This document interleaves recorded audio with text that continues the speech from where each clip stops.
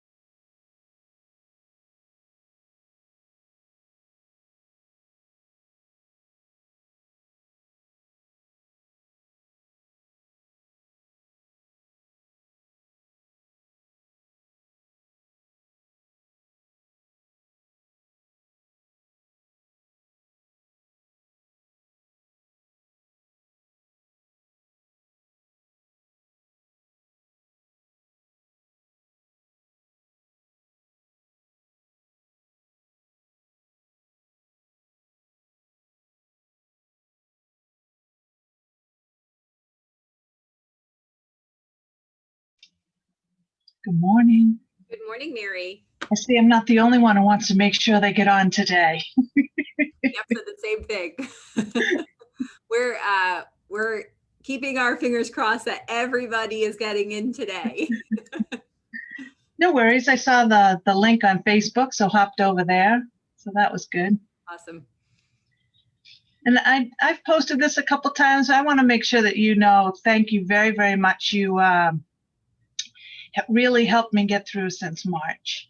Oh, awesome. So, you know, it's been, around? I'm sorry? Is this your second Ignite?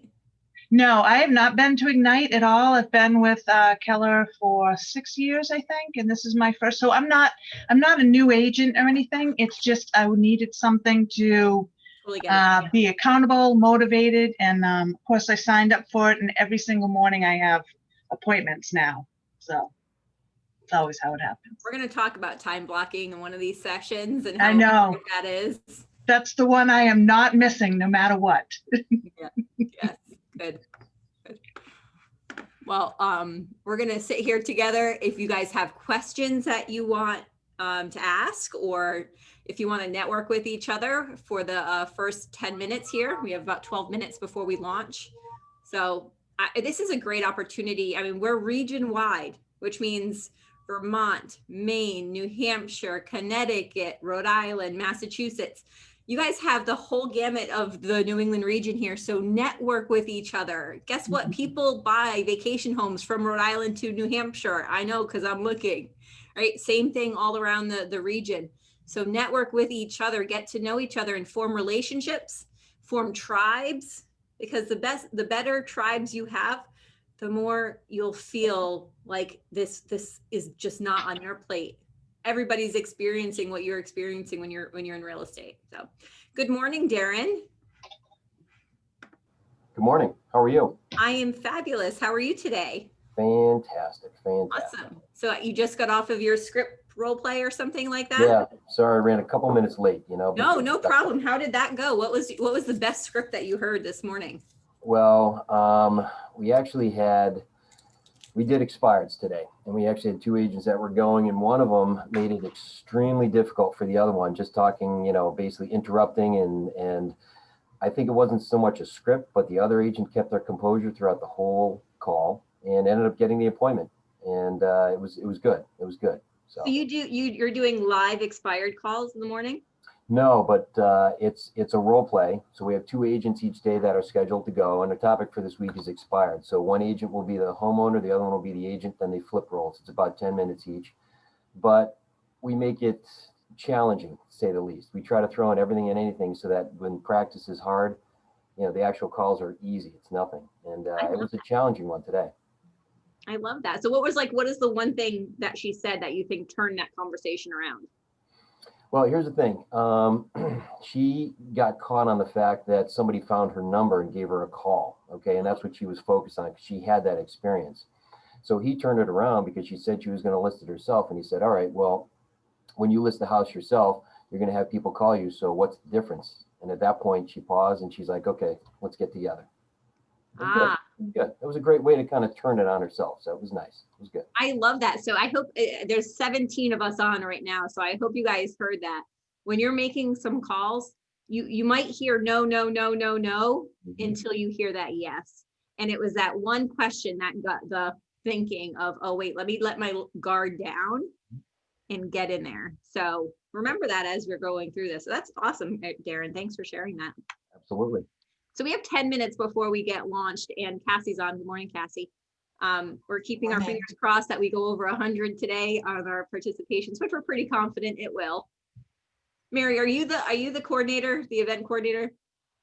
Someone messaged me that they were an event coordinator yesterday and let us know that it's the large room, and we know we messed up on that, but we fixed it today, and fingers crossed that it's live. But Cassie, everybody that's here jumped on early because they wanted to make sure they got a spot. All right, Darren, let's hear something. Let's hear words of wisdom before we get started here. What's something we could add today? What do you think? What would make this experience amazing? Well, I think just interaction, asking questions and getting people to really think and respond, and making it more of a dialogue instead of a monologue, because as Cassie knows, everybody in my market center knows I like to talk, and I'm very, very talkative. I'd rather stop and let other people do the talking or answering the questions. So. That's such a good point. And I said it yesterday, and probably you guys heard me, but Diana Kokoska, who's one of my mentors, I love her. And she taught bold and she wrote bold and did it for many, many, many years. And one of her sayings is, the way you participate here, you participate everywhere. So if we're quiet here and we're not participating, how are we participating out in the world of real estate? The same way? Or are you participating? So we would love for you guys to participate during this class, because it really is a workshop and it's not a lecture, right? I mean, how many of us went to college and know about lectures? This is not a lecture. This is a workshop where we're going to be working together. We're going to encourage you to keep your cameras on so we could see your faces and talk to you, have conversations. And this is how we form relationships too, right? We get to know everybody, or a lot of the agents in the region who are just getting started, how we could help them. I mean, listen, we're here for you guys. We want to make sure that the pathway for success is open, and this is the start to it. Absolutely. The whole point of this business is communication, is really what it comes down to. And if we can't communicate, then we're dead in the water at that point. So true, Darren. So true. So if you guys want to unmute yourself, we still have some time before we get started, and maybe say where you're from, how many times you've taken Ignite, if this is your first or multiple. And let's start some participation here early. Well, you know what, I'll start because I'm a working mom. So my name is Tiffany and I'm from Nottingham, New Hampshire. I joined Keller Williams. I'm a brand new agent back in November.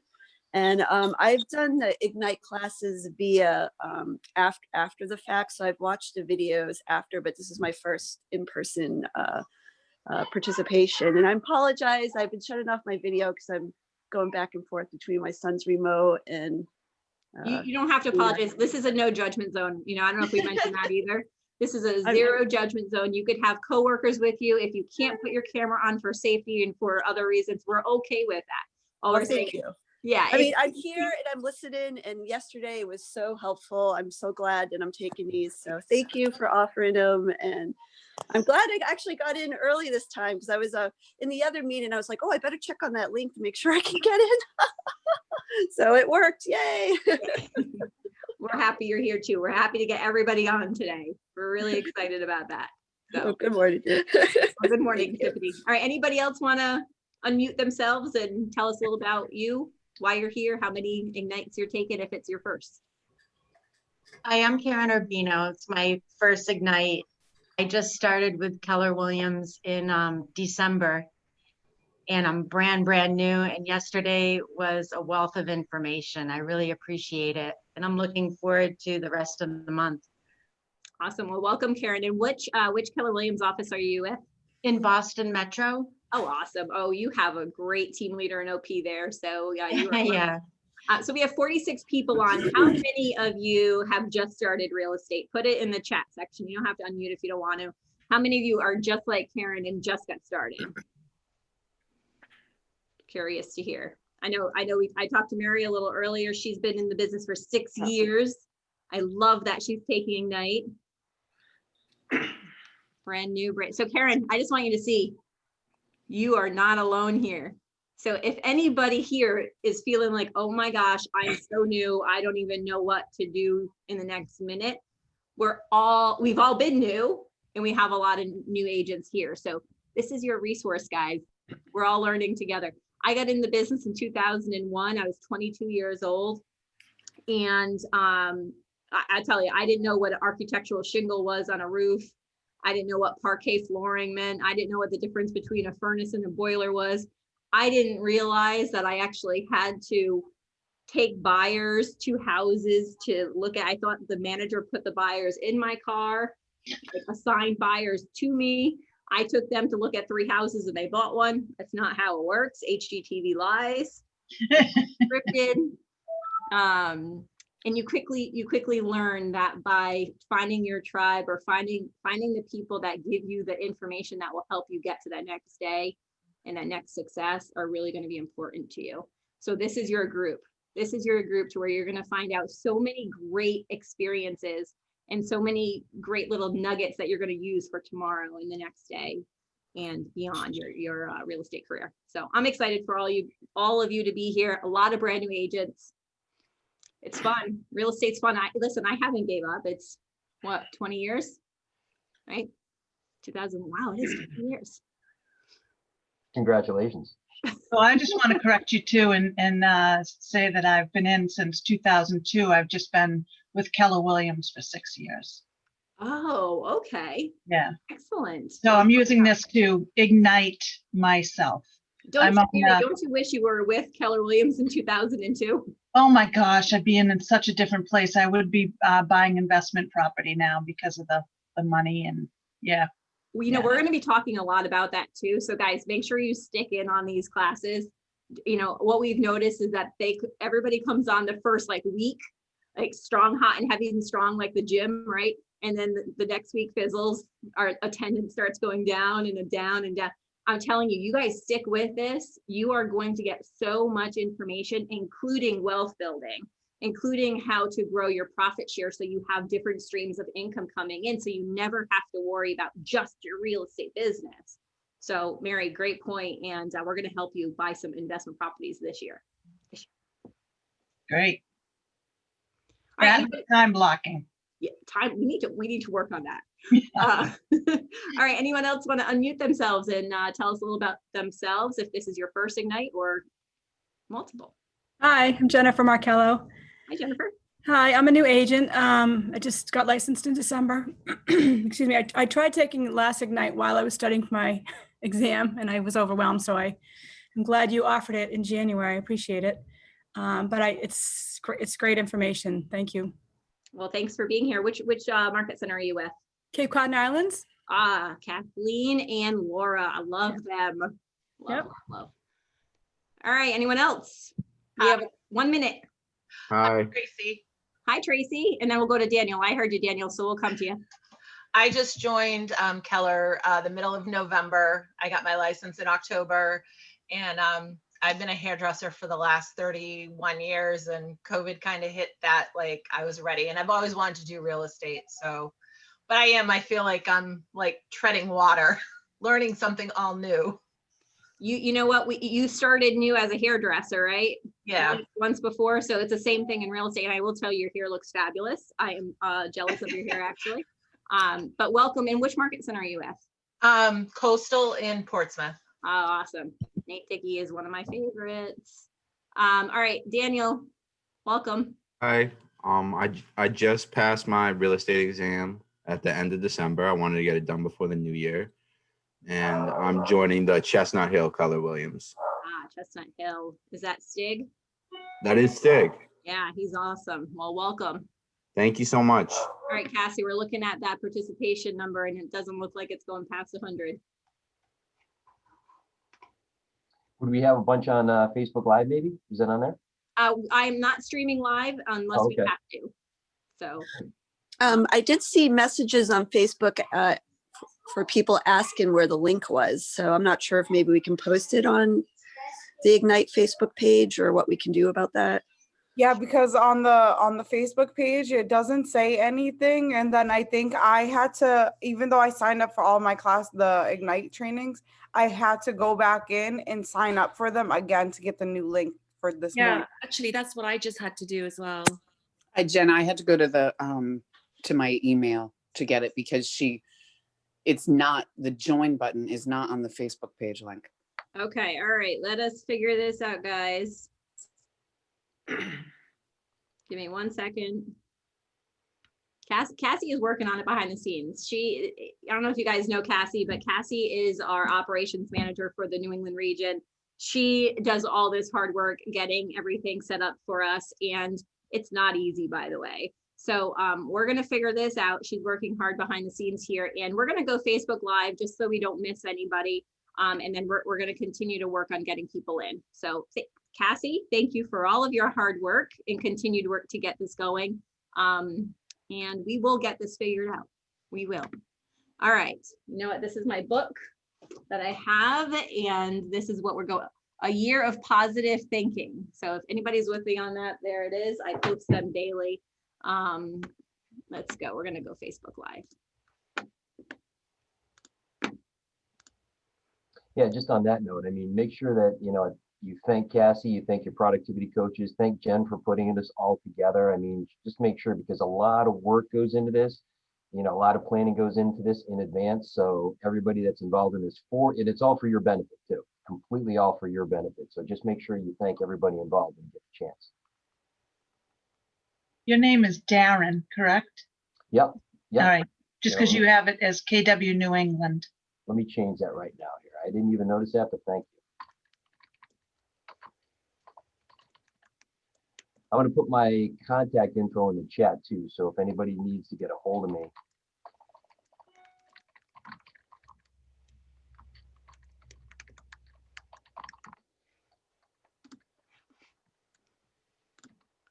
I'm gonna let Darren introduce himself in a little bit, but he is your instructor for today. And we are going on Facebook Live right now. So that way, anyone who could not get in will be on Facebook Live. And guys, if you're on Facebook Live, we apologize. We're still working on it. And we're going to continue to monitor the chat in Facebook Live and here. Do I have any other coaches on with us this morning? All right, Darren, it's you and I will make sure we look at that chat section as we get going. So I don't want to take up too much time, but we will work on the technology part of it. We apologize, but we're going to get this going. So, all right, take it away, Darren. All right, perfect. Let me share my screen here so that everybody has it. Okay.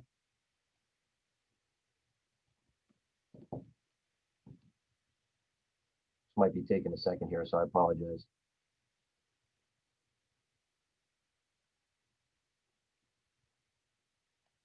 Can everybody see the screen? Yes. We're all good? Yes. Yes. All right, excellent, excellent. Just so we have it here. Awesome. Okay, perfect. So let me introduce myself. My name is Darren Geddick. I'm a productivity coach for Keller Williams Greater Hartford. Welcome. This is a great event that you guys have here. I've been with Keller Williams for 2 years. And before that, I was with Century 21. So just to let you know, we all make mistakes, okay, right out of the gate, all right? So my career in real estate got off to a very rough start. It took me 9 months before I saw any progress, any transactions. I was pretty much floundering, didn't really know what I was doing, all right? So you all have the opportunity here within Keller Williams and with the training program they have here to really get off on the right foot, okay? I would have killed to have something like this back at Century 21. In fact, I even tried to put something like that together, but they didn't have the resources, which is why I eventually ended up at KW. So this is designed for you to get into business as quickly as possible and to hit your goals as soon as possible, okay? So take in everything that you see here. The thing that you're gonna find is a lot of this is repetition, but that's what our business is, okay? For me personally, I'm married, been married 25 years, I have 3 kids, 2 in college, 1 in high school. I coach high school football and high school girls lacrosse. So coaching pretty much is my life. That's exactly what I do. I love it. And you know, to do it day in and day out, really, it's no better feeling than to be able to do that. And I appreciate every single day that I'm able to do this. Just a little footnote, just some rules that we have here. Okay, I mentioned it earlier, but I want to bring it up again. I want to make this more of a dialogue instead of a monologue. Okay, my lungs get tired after a while, so I'd love to have other people kind of join in. I know that Jen might be monitoring the chat, but if there's something that you want to say or something that you want to comment on, question, whatever it is, just jump right in, interrupt me, okay? Everybody will be better off with it. Just interrupt me, share it so that we can all hear and have that discussion where need be.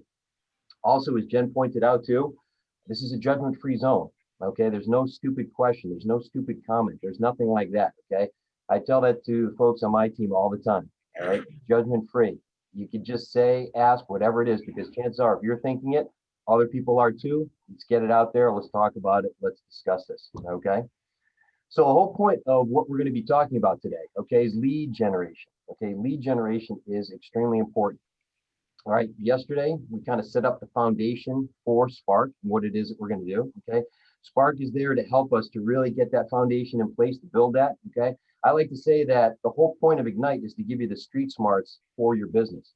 All right, we all took the exam, no matter what state you took it in, and it scared the hell out of you with all the rules and the regulations, right? So you get the book smarts, but you don't know how to start your business. That's where this comes in. That's the whole point of everything that we're going to be doing today, all right? So I know yesterday, I got a chance to sit in and listen on that. That was an excellent class. Somebody give me some ahas. What did you take away? What were some things that you got from yesterday's class?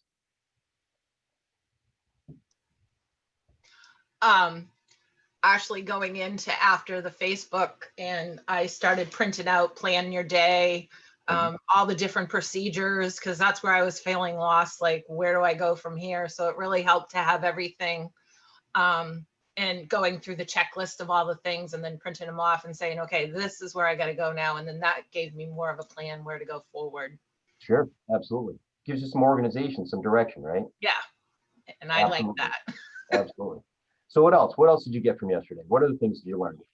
Yesterday, I got that dealing with business never takes place over getting new business. Yep, exactly.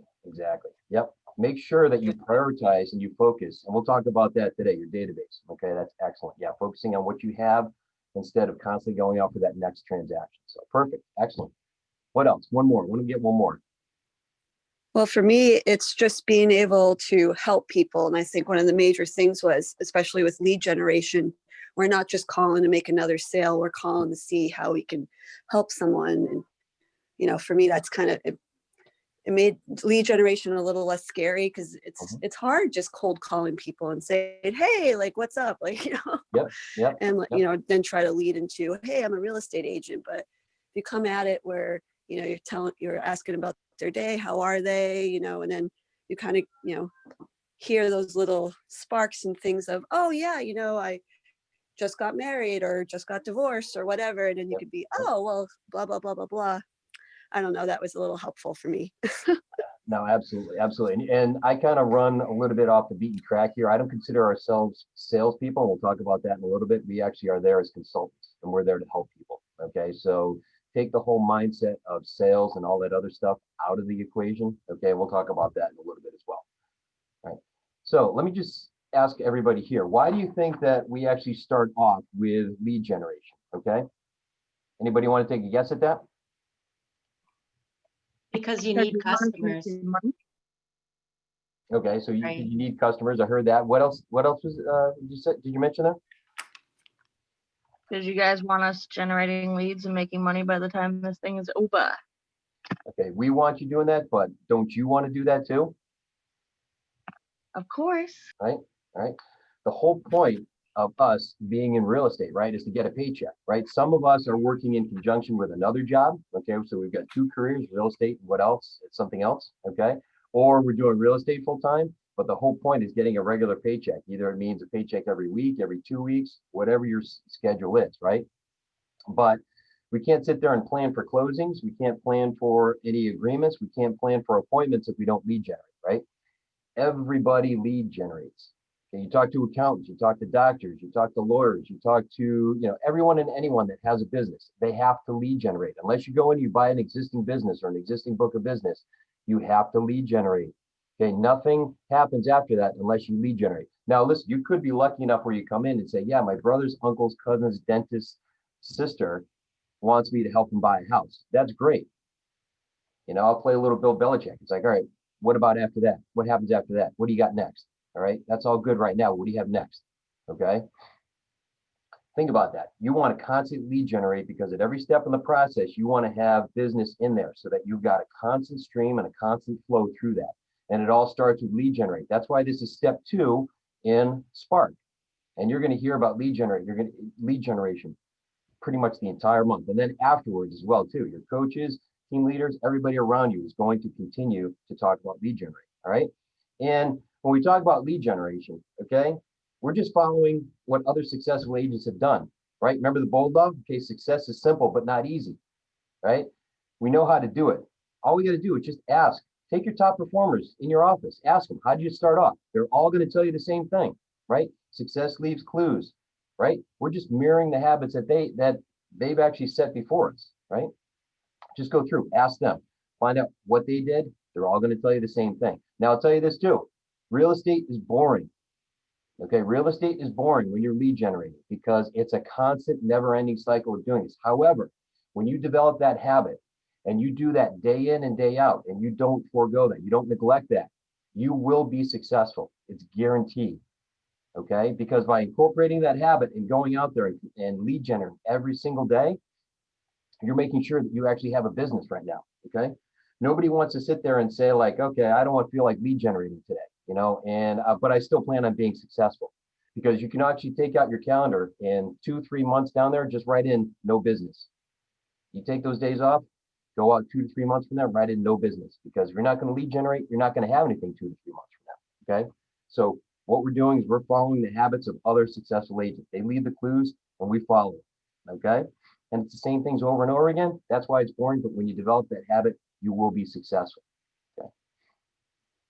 So today, specifically, what we're going to be talking about is obviously lead generating for buyers and sellers, right? Okay. Lead generation, this is the most important skill that you're going to find throughout this entire class, okay, all month long. That's why lead generation is incorporated in just about every single class that we have there, right? We do that in our group every single day. We practice the role play, the lead generation. We talk about this constantly because it has to be at the top of our mind. It's the most important skill that we have. So here's a little bit about how we're going to be going through this. Okay, first thing that we're going to do is we're going to talk about the lead generation model. Okay, there is a model that's in here for this, and we're actually going to go through and we're going to show you what that's all about. Secondly, we're going to talk about lead generation. Right, we're going to talk about our database. Touched on that yesterday. Why is our database important? We're going to talk about the sales pipeline. All right, all of this gets incorporated into a daily routine that we're going to establish. We're going to build these habits. We're going to make it so that we are coming in every single day, whether it be our home office, market center, wherever it is that we're going to do business, and we've got our schedule. We're going to lead generate, and that's going to be the constant thing. All right. Any questions so far? We're good? All right, excellent. Okay, so this right here is the lead generation model. Okay, this model is basically the model that you follow as a solo agent. All right, everything that you need is right here. Now, if you'll notice that everything that you have here, if you were to go into command and take a look at the goals that you have, the goals that you set. And look at the pipeline there. It goes from leads all the way down to closings. It mirrors exactly what you have here. Okay, so the whole process is very similar. And we want to fill every part of this model with consistent business. Okay.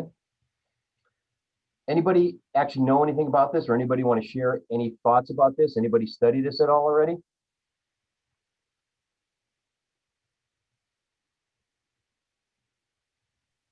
It's the I first mean, I time know a ever- little bit about the difference between prospecting and marketing. Okay. Prospecting is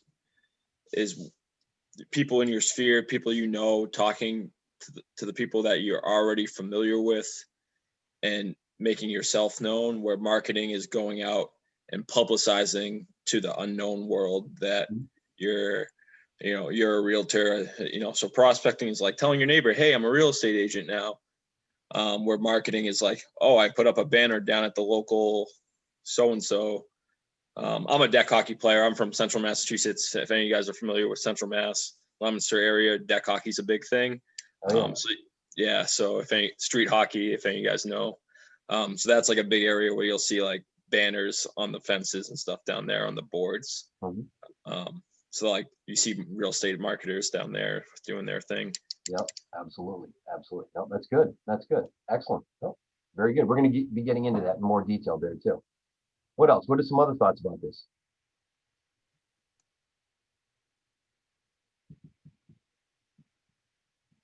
Does this make sense to everybody?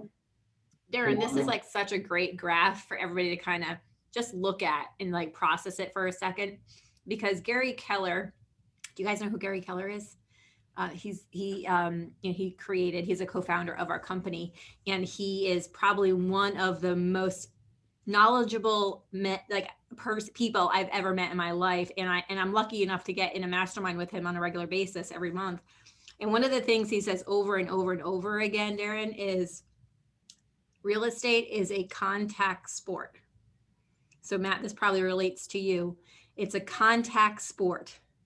And the more contacts and more relationships you build, the more appointments, under contracts, and close you're going to get. So it's going to cultivate all the way down this pipeline, this funnel to the bottom. So keep that in mind as we're talking about prospecting and marketing.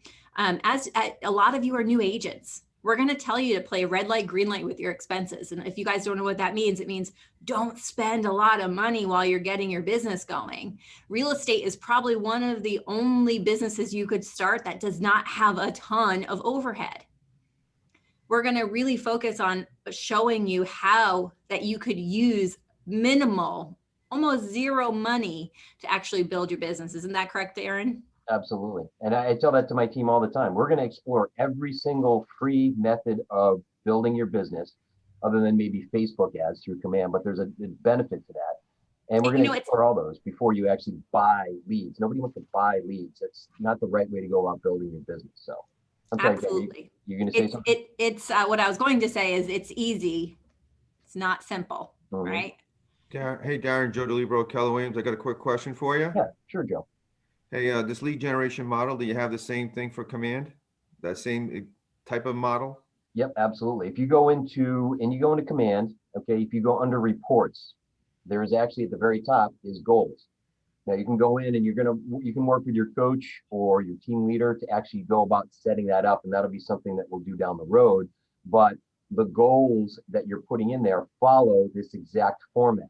Okay, we don't start off with prospecting and marketing, but it goes from leads to contacts to appointments to under contract to close. Okay, so all the steps in here mirror and model what you have as your goal setting process. Because honestly, when I wake up every single day, I want to know, how many people do I have to reach out to? How many do I have to talk to? How many appointments do I need to set? How many do I have to have under contract? How many closings do I need to have? All right. How we do that is going to be up to us. But for the most part, the goal sheet's going to tell me what I need to do every single day. Thank you. Victoria Valenza from Pioneer Valley. I have a question. How are you going to be presenting any strategies for dealing with gaining leads during COVID? It's proving a bit difficult, at least for me. Yeah, absolutely. We can certainly touch on that. Sure, absolutely.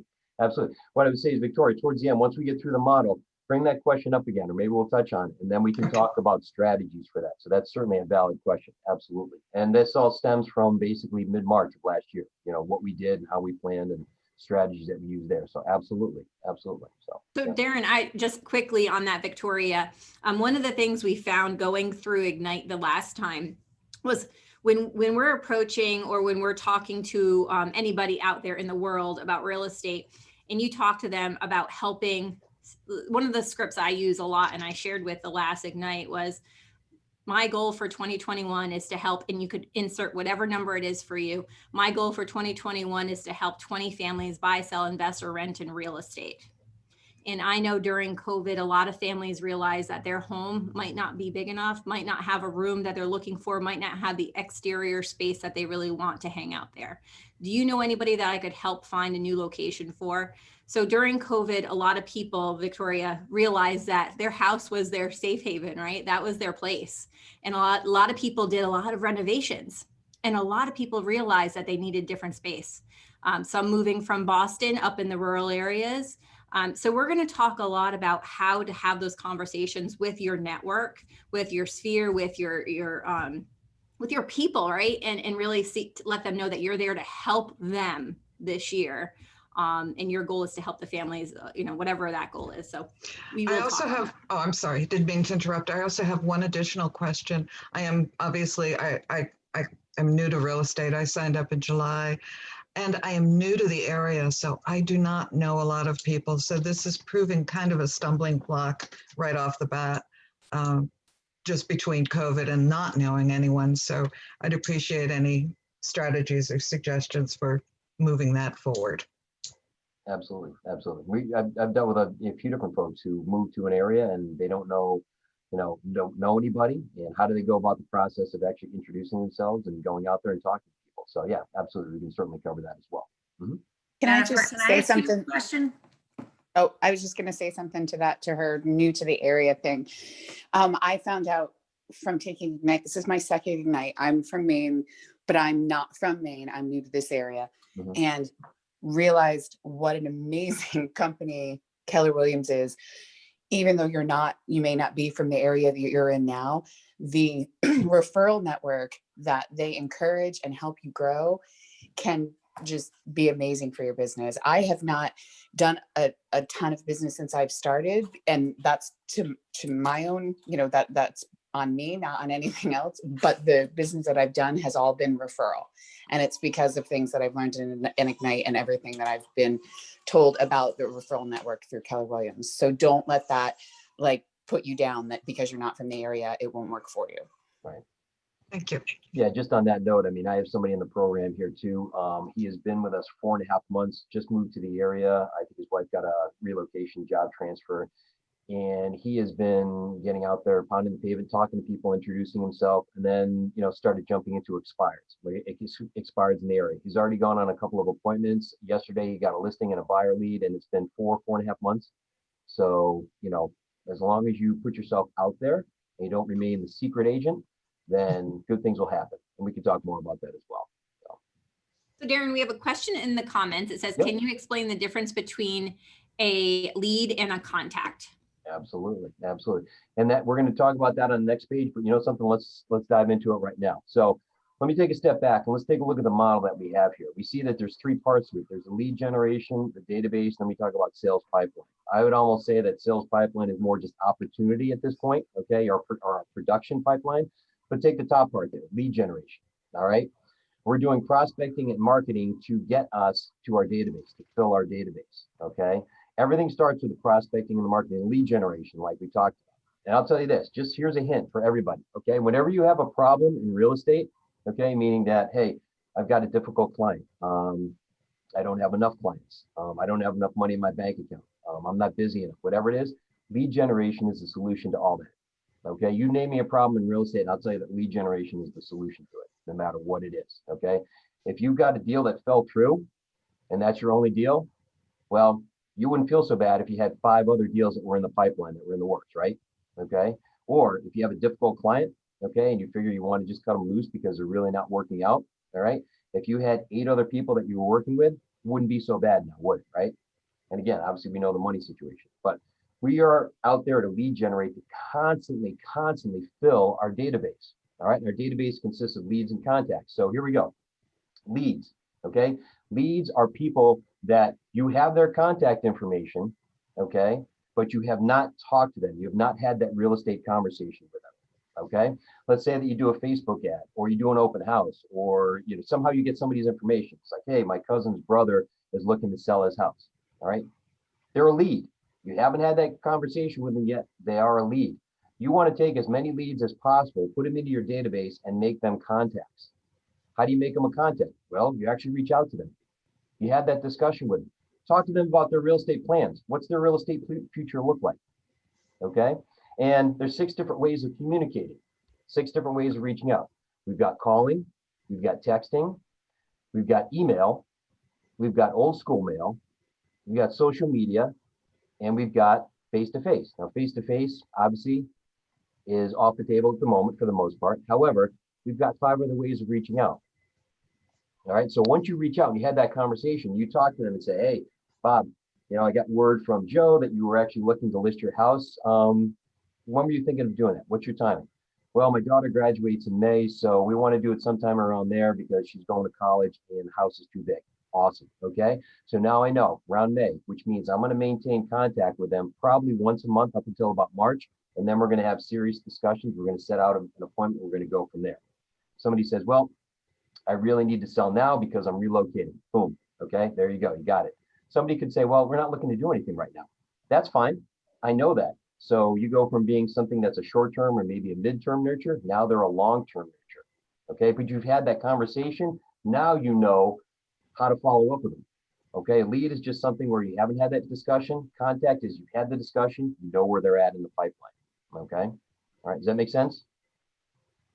Okay. Now from there, once we know we've had that contact, okay, they're in our database, we've had that contact, we put them on smart plans, which we'll talk about. Those are the drip campaigns of follow-up. We know where they are, okay? The fourth part of it, our production pipeline, sales pipeline, whatever you want to call it. We're going to start cultivating that. We're maintaining contact. We're going to be talking about this, maintaining that communication. Communication is key in all of this. We're going to maintain that contact, that communication. We're going to nurture them, all right? We're going to pre-qualify them, all right? And then from there, and when they're ready to do something, we have the appointment. Okay. Once we have the appointment, that's when we're going to get the agreement. All right. They become active. And then eventually, whether we're working with a buyer or seller, property goes under contract and we have a closing. Okay. So really, we can't sit here and talk about having an appointment and what to do in an appointment or, what an agreement looks like or what a closing. What do I do with the closing? Well, we can't do any of that until we learn how to lead generate. Everything starts with lead generation. Okay. We want to fill that pipeline. We want to get everybody into our database, as many people as possible. So again, lead generation. It's the beginning of everything. It's the problem solver for everything. Okay. All right. Everybody good with that? We're going to talk a little bit more about the lead generation side, the prospecting and the marketing here. Okay. So here we go. We've got the actual model itself. Okay. Looking at it in more detail. So we're going to actually look at the lead generation side of it here. All right, we've got prospecting and marketing. We actually talked a little bit about that. Okay, Matt broke it down for us. We talked a little bit about it. But this model that you see here, okay, it was actually developed over time by the folks in our main office, along with Gary Keller, okay? And what it is it's basically encompasses the entire process all in there. Okay, these are the steps. These are the things that we need to focus on, all right? We lead generate, we build up our database. When we build up our database, we're going to build a wall around it or a moat. We're going to protect those people because they're only going to use us. And then from there, we eventually have sales and opportunities that fall out of that.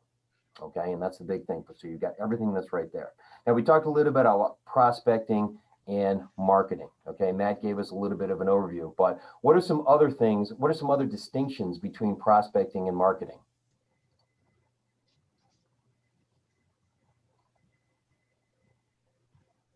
Let's say marketing, you're targeting a group. Okay. Yep. Marketing, you're targeting a group, right? Okay. So what does that say about prospecting?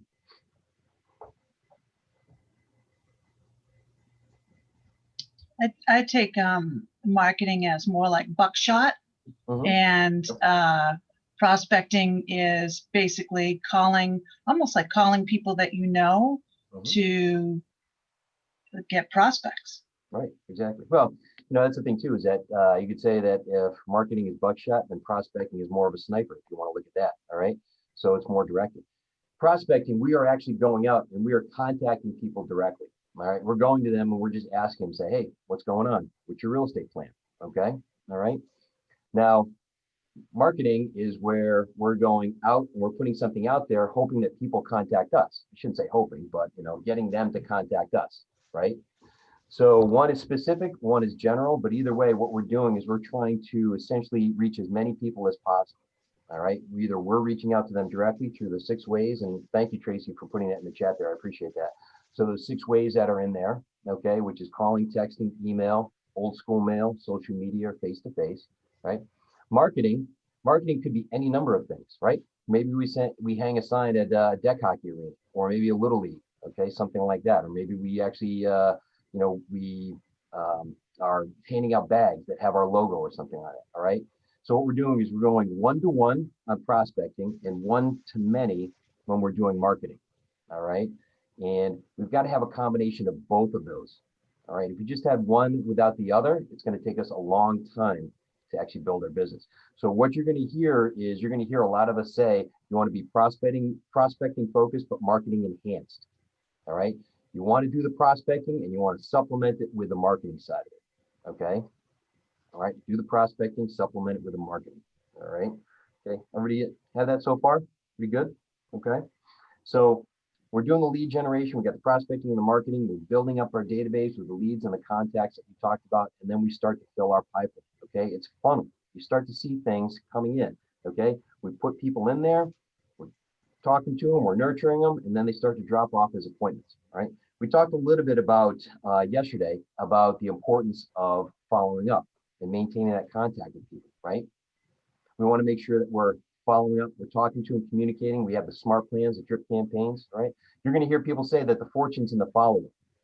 More often than not, the first time that you talk to somebody, unless they're ready right now, okay, that you're not going to get the appointment. The appointment comes in the follow-up. We want to maintain that contact, okay? We want to maintain that. We want to basically start the process and continue that conversation with them. If we have somebody that we put in our pipeline and we actually help them to buy a house, okay, and it's day after the closing and everything is good, are we going to forget about them?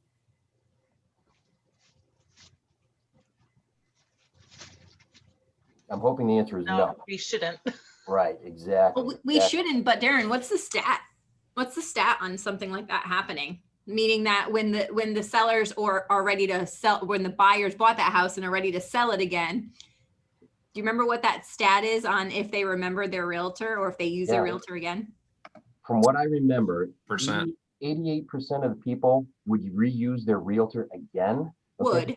Would, but only 12% of them do, I think it is.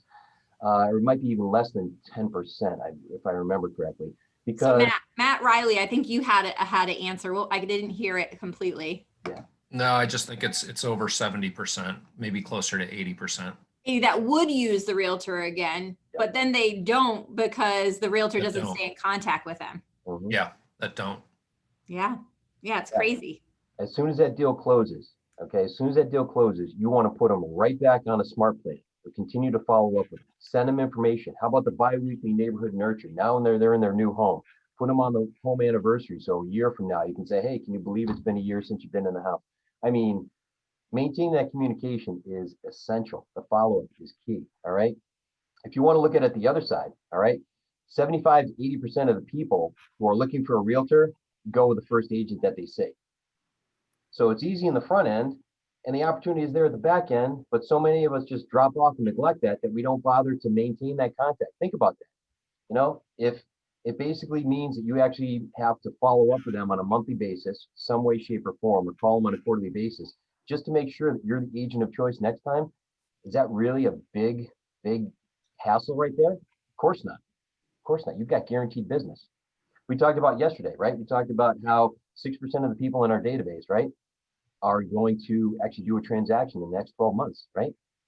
10% of them are actually going to give us a referral. All right, you've already got people in your database. All you have to do is just reach out to them and talk to them. Okay?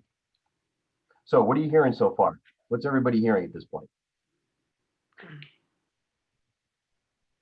Follow up. Follow up and The nurture. fortune is in the follow-up. The fortune is in the follow-up.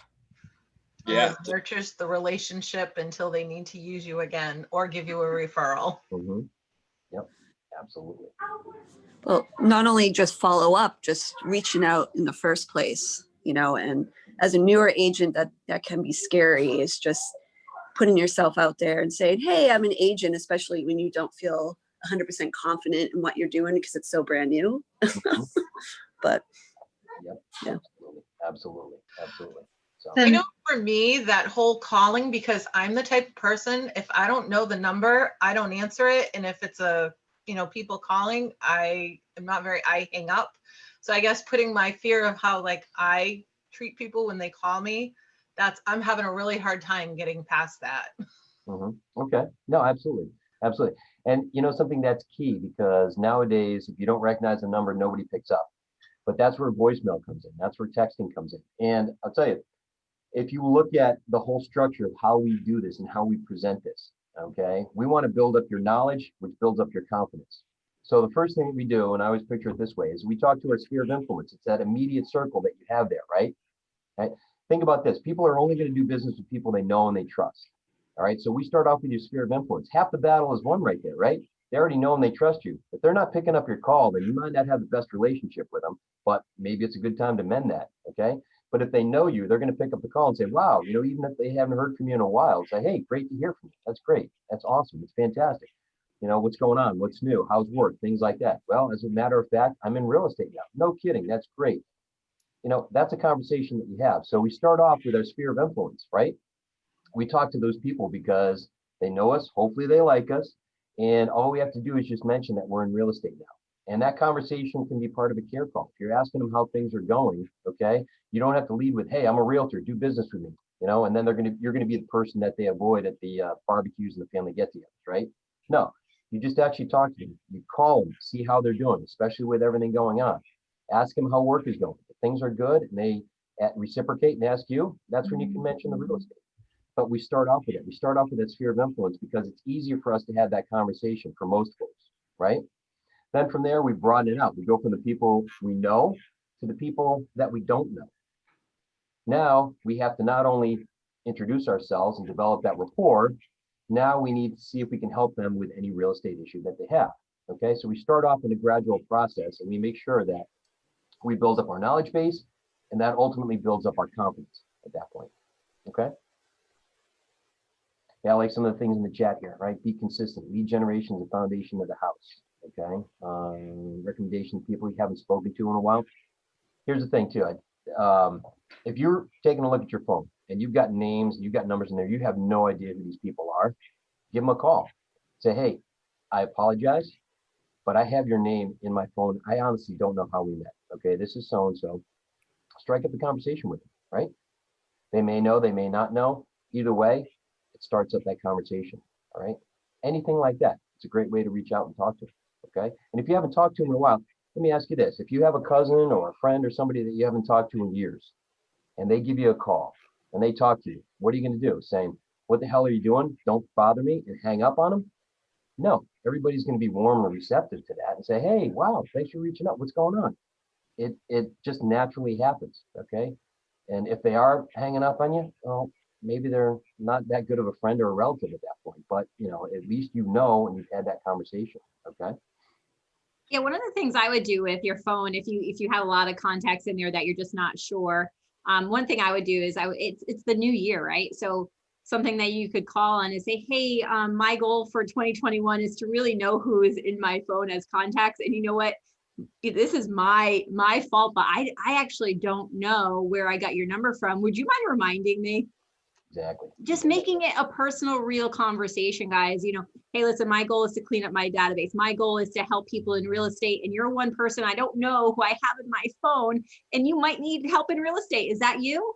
Make it a fun conversation, right? So it really is. These dialogues and scripts that we're going to talk about are really just conversations to help you have dialogues with your people you know and don't know. Now, here's the thing, Darren, we know this, right? A lot of people on here don't like to cold call. If you don't like to cold call, put I don't like to cold call or that's me in the chat. Say I don't want to cold call. That's me. No cold call for me. Let's see how many people don't like to cold call, right? So there's going to be a bunch of us. You might not even say it because you don't want to say it, right? But it's okay, right? A lot of us don't like to cold call. Do we have successful agents, Darren, that don't cold call, by the way? I'm still waiting to find one, but I don't know about you. I have not found one. I don't know, but Successful agents that don't cold call? oh, that don't cold call. Oh yeah, absolutely. Sure. Yes. Yeah, there's a lot of them. So what they do focus on, guys, is building relationships with everybody around them. And they create, like we talked about earlier, tribes. They create their community. And instead of looking at your database as your data bank database, that's your community. How well do you know your database? Again, I'm going back to Gary Keller sayings because he is a genius and I listen to what Gary says. Gary says, if you have not mastered your database, your sphere of influence, the people who are there that know you, if you haven't mastered those relationships, there's nothing left to master until you do. So my question to all of you on here who don't like to cold call, but yet want to have a successful business, have you mastered your database? Right. Well, Darren and Bovie, I think you guys make a great point because I would argue you can get through this entire industry, your entire career without ever making a cold call. Because I think if you know the person, it's a warm call. All the heirloom seeds of your greatness in real estate are already in your phone, whether you want to believe that or not. I think a cold call is like in the middle of a field on a payphone with no pants with the yellow pages, right? But that's a cold call. Nobody wants to do that. Like raise your hand if you want to make that call. Nobody wants to. So call the people in your phone, to Darren's point, that you already know and love and trust. And if you're a veteran agent, people that you've transacted with could be that fourth category. And ultimately, as Bovie said, I always talk to our agents about the making the phone call about the resolution. Like, hey, my goal in 2020, and I would even pick on yourself because all they want us to do is take ownership of the fact that we sucked more than they did, right? The limiting belief is, well, I can't call Darren. I haven't talked to Darren since 1978. Well, cool. He hasn't called me either. Right. So whoever calls first now wins, right? In the game of life. So I'm just going to call and be like, hey, my resolution in 2020 was to get in touch with everybody I hadn't talked to in forever.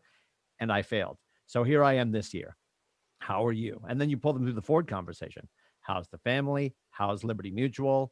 And they're like, the family's good, work stinks. And they're going to ask you invariably. And if they don't know, because you haven't spoken since 1978, hey, how's whatever you were doing then? I'm glad you asked. I'm actually with real estate now. And then people are going to start to ask you like, oh, are people actually selling houses? And from there, it's game, set, match, because everyone's interested in real estate. You know what, Tim and Darren, here's the flip side to all of this, right? We have 143 people on here. By the way, guys, did you see we got over 100? We got that fixed. So go tell your friends we got it fixed. Fix the internet. But here's the thing. There are people on here that are okay with cold calling because they rather call someone they don't know rather than calling someone they do know because they don't want to bother them. Okay. So if you're someone like that, here's the thing, get into those expireds, learn the FSBO, the for sale by owner scripts. Don't say FSBO because people don't know what FSBO means outside of real estate. Get to know those and get good at that. Whatever yours is, whatever your lead generation thing is, go after it. And we're here to help you figure that out too if you're not sure. Yeah, just a couple things to that point. When I first got here, I was actually partnered up with an agent who has, I think she had 8,000 people in her database. Now, she's one of the top agents that we have in our market center. It was great. So I'm talking to her and I'm asking her, I'm like, what do you do for lead generation? And she laughed. And she said, I don't do anything. Okay. I have done such a great job with the folks in my database. Okay. All 8,000 of them that she knew who they were. She actually handed me the list of them. Okay. And she said, they give me referrals. They have repeat business. It's just growing organically because of that. Right. And everybody here can get to that point too. It doesn't have to be 8,000. It could be 1,000. It could be 2,000. It could be 4,000, whatever it is. All right. I actually have, I'll tell you a story a little bit later about an agent who's only been in the business for a year, doesn't do any lead generation, but closed 15 transactions in her first year. Okay. But here's the thing. You don't maintain that contact. You don't establish a relationship like Tim said. All right. You're going to have problems. You're going to see people doing business away from you and it's going to hurt. Okay. We talked about it yesterday. It's going to hurt. I'll tell you personally, when I was at Century 21, I had the nice little note cards, put my business card in it, sent it to everybody that I know. 2 months later, my cousin buys a house and I found out secondhand. So I called her up and said, what happened? How come you didn't use me? She's like, I forgot.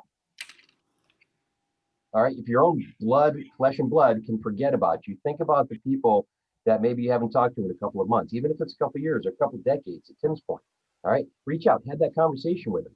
And here's the thing too, we're afraid that the person on the other end of the phone is going to know more and be smarter than us, when in actuality, we're all the same people. Okay. They, like Tim's point, they haven't reached out to you. So first one to reach out wins, right? And they are going to be grateful that you talk to them. Okay. They will be grateful. Trust me.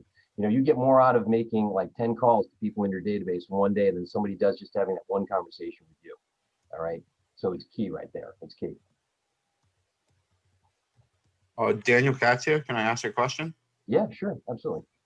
So I'm a new agent and I have a lot of friends on Facebook. I was thinking for prospecting and marketing, I could create a post saying that I'm with Keller Williams now, and to sort of use me for any real estate needs. Do you think that could be a good idea? What sort of wording do you think I should use? And also, let's say I do get someone interested in doing business with me. At the moment, I wouldn't exactly know how to follow through. Mm-hmm. Is there help in place I can get to give the client what they need?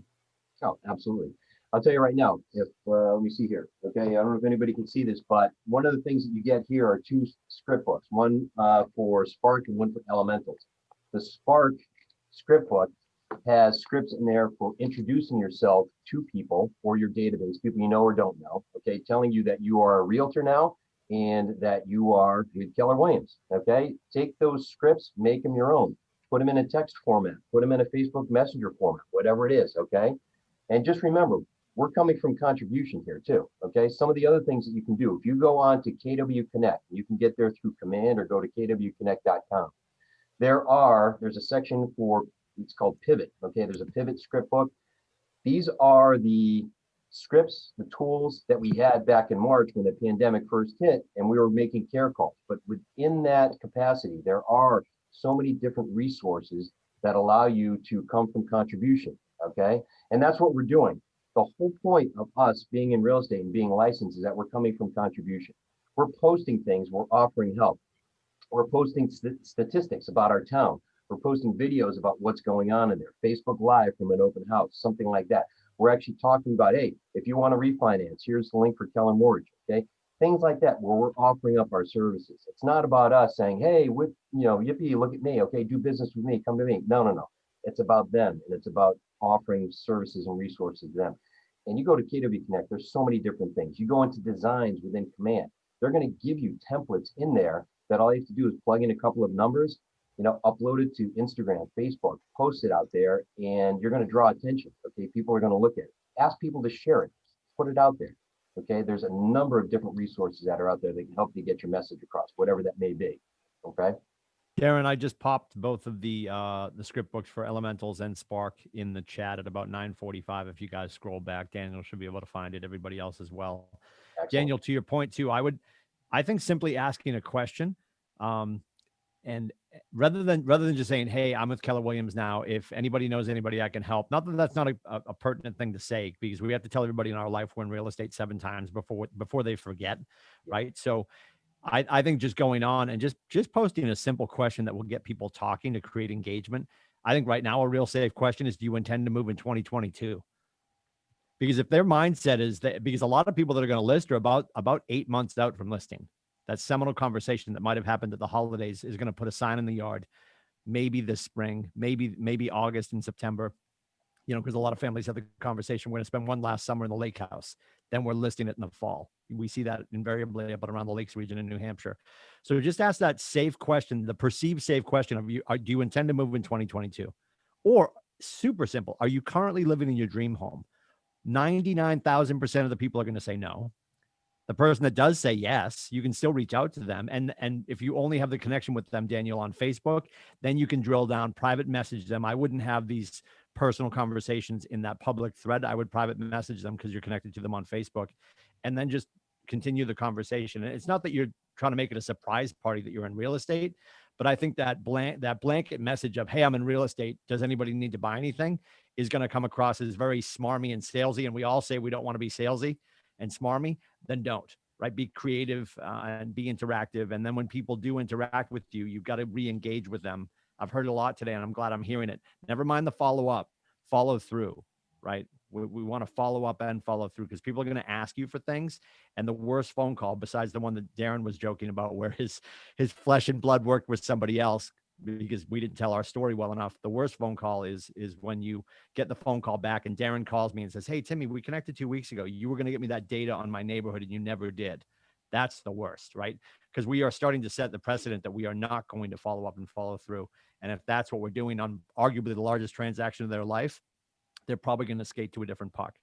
So I would just start with a real quick and easy conversation or question on social media and let people engage. Perfect. Yep, absolutely. Thank you. Thank you.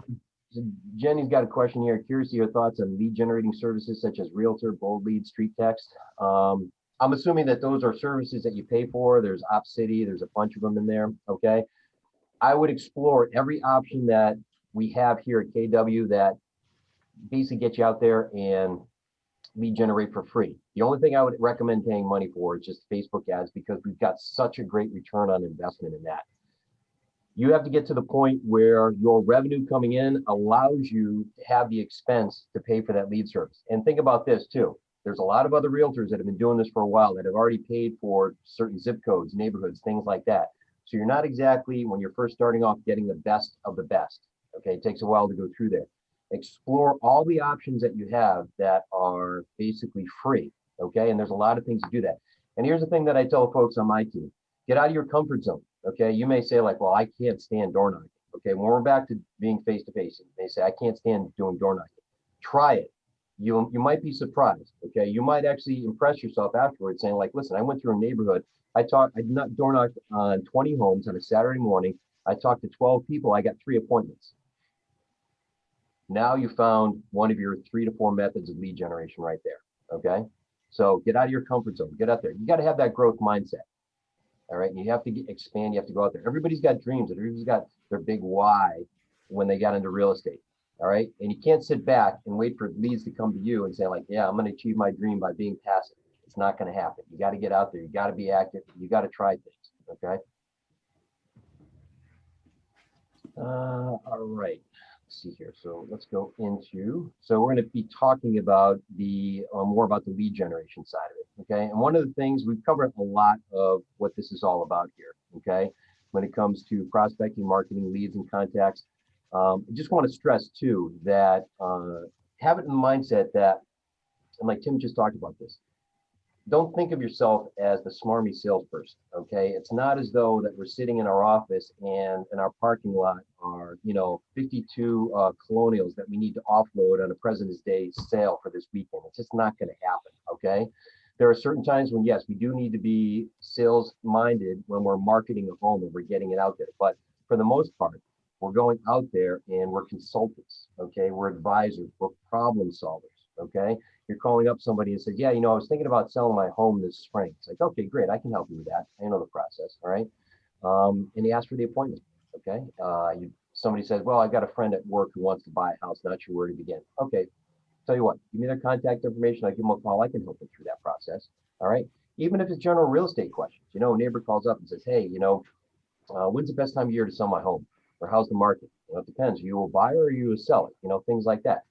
Those are the things that, going out there and helping people with that. Because honestly, all of us that are licensed realtors, all right, we know more than 90% of the people that are out there. Okay. It's just that 90% of the people that are out there think they know more than us until they realize just how difficult this job is. All right. So you have a leg up on everyone that's out there. Have that confidence. You already have the knowledge there. Okay. It just needs to be fine tuned. You need to build it up with a couple of more skill sets and you're good to go. But don't ever sell yourself short. Go out there as the consultant, as the resource, okay? And that's the thing, get yourself out there through the prospecting and through the marketing, all right? Don't be afraid to have those conversations. You're standing in line in the grocery store or Walmart, whatever it is. The person in front of you, happens to mention, on the phone or something like that, that they're thinking about buying a house. They've been renting for so long. Step up, all right? Give your value proposition. Talk to them. Say, hey, by the way, I help people achieve their real estate dreams. How can I help you? Something like that. All right. Hey, Darren. Yeah. Can I just ask a quick question related to your opinion on when to be direct and, when I suppose in the cycle of the relationship, when to be direct. There was a comment in the chat about, the most successful people ask for the business. And I certainly agree with that, but there's a certain amount of finesse with respect to developing a relationship and, building rapport before making an ask. In a former life, in not-for-profit, we had a development director who was excellent at nurturing relationships, but she was less than excellent at, actually making the ask. Right. And as a result, was not terribly successful. She was a great steward of donors in that environment, but she never achieved success in actually getting the donations because she failed to make the ask at the appropriate time. So I'm just wondering, with as competitive as this industry is, what your feeling is on when to be direct. And it may be the difference between saying something to the extent of, hey, I'm in real estate. Would you keep me in mind? If you know of anybody that might be looking to buy, sell, or invest, versus, do you know anybody that is looking to buy, sell, or invest? That kind of thing. Yeah, I mean, honestly, if you don't ask for the appointment, somebody else is going to. Think of it that way. All right. And there's no harm in basically saying, look, it sounds to me like you're considering X, Y, or Z, buying, selling, renting, whatever it is. That's exactly why we need to get together. That's always been my go-to. And I've heard it from, I think it was Ben Kinney out in Seattle at one point a while ago. But the fallback is, that's exactly why we need to get together. Okay. So that's an example of just to have the discussion. Okay. Just to talk. And honestly, when you're first starting off, one of the best ways to reach out to people is to talk to them, say like, listen, I'm getting my real estate business off the ground. I would love to do business with somebody that I know. Maybe it's you, maybe it's somebody that you know. If you're not looking to do anything, can you give my name out to somebody? You can let me know if there's somebody that you know that's looking to do it. Ask for it, okay? Especially with your sphere. People are going to be receptive to that. They're going to know that you're getting your business off the ground. If you avoid the whole salesy stuff where you're just getting in their face saying like, use me, use me, use me. No. You just touch base with them every once in a while and see what their real estate future holds. But if you don't ask, okay, if you don't ask for the appointment or ask for the referrals, you're going to be kicking yourself when you come to find out that they've actually used somebody else, or maybe they did have a friend who decided to go with somebody else that they do. Okay, and it doesn't harm, and you're going to get better. The first time that you do something, it's going to be a little awkward, but every time after that, it gets easier and easier. It just takes that one time to get it started, and every conversation after that will be easier. I guarantee you. It's just breaking the ice, the first one. Yeah, so I'm just going to piggyback on that and agree with Darren. And sometimes it's the way you say it, Matt. And there is a great book that I just put in the chat called Exactly What to Say. And there's 2 books he has, Exactly What to Say and Exactly What to Say in Real Estate. And it's by Phil Jones. I encourage you guys to download it either by Audible or get the book, because there's just sayings that you use that help you have a guided conversation. Something like, hey, I'm just curious. Have you ever thought about buying, selling, investing, or renting in real estate? Or things like, hey, this might not be for you, but do you know anybody else that is looking to buy, sell, invest, or rent in real estate? So they're just key phrases that you could kind of break that ice with, that you might feel like, oh, I don't really have a good enough relationship with this person. And I'll tell you, in the leadership portion of it, a lot of this works for us as well when we're trying to talk to agents. I know that's not a word that we're supposed to use, Tim. Don't tell anyone I said that. When we're talking to agents about Keller Williams. And something that we say a lot is, hey, this might not be for you. As soon as you say that, that like triggers something that like, wait a minute.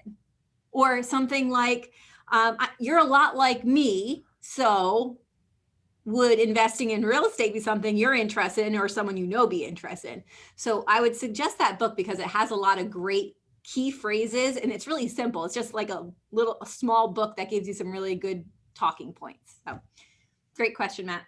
Yeah, Darren, I was going to say to Maddie's point earlier, we are having the conversation with them. If we haven't connected with them in a while, we are initially having the conversation to find out where they stand insofar as buying, selling, investing, or maybe even joining the industry as an agent. As soon as we determine that that's not for them, the real purpose, the video game of our conversation with the people that we know and love and trust is to find out who they know and love and trust. And asking that question of who do you know? Like Bobby just said, this may not be for you. So that's going to, excluding them immediately makes them want to be part of the conversation. But above and beyond that, getting them thinking about who they know. And I know a lot of people in the last few years, I hear it quite often that they don't like to bring up necessarily saying church or whatever. And everybody feels differently about that. The reason Gary's always recommended that we drill down into categories is if we create that mindset of who on planet Earth do you know, that massive thought process, people blank. But as soon as I say, who do you know from youth soccer, church, or work, they start to see faces and recall conversations. And it gives them the opportunity to be like, oh yeah, Steve from church was saying he was thinking about getting a place on the lake. Could you help him up there? And to the people that are like, well, I don't know what I would do next. Most of your market centers have more than one agent.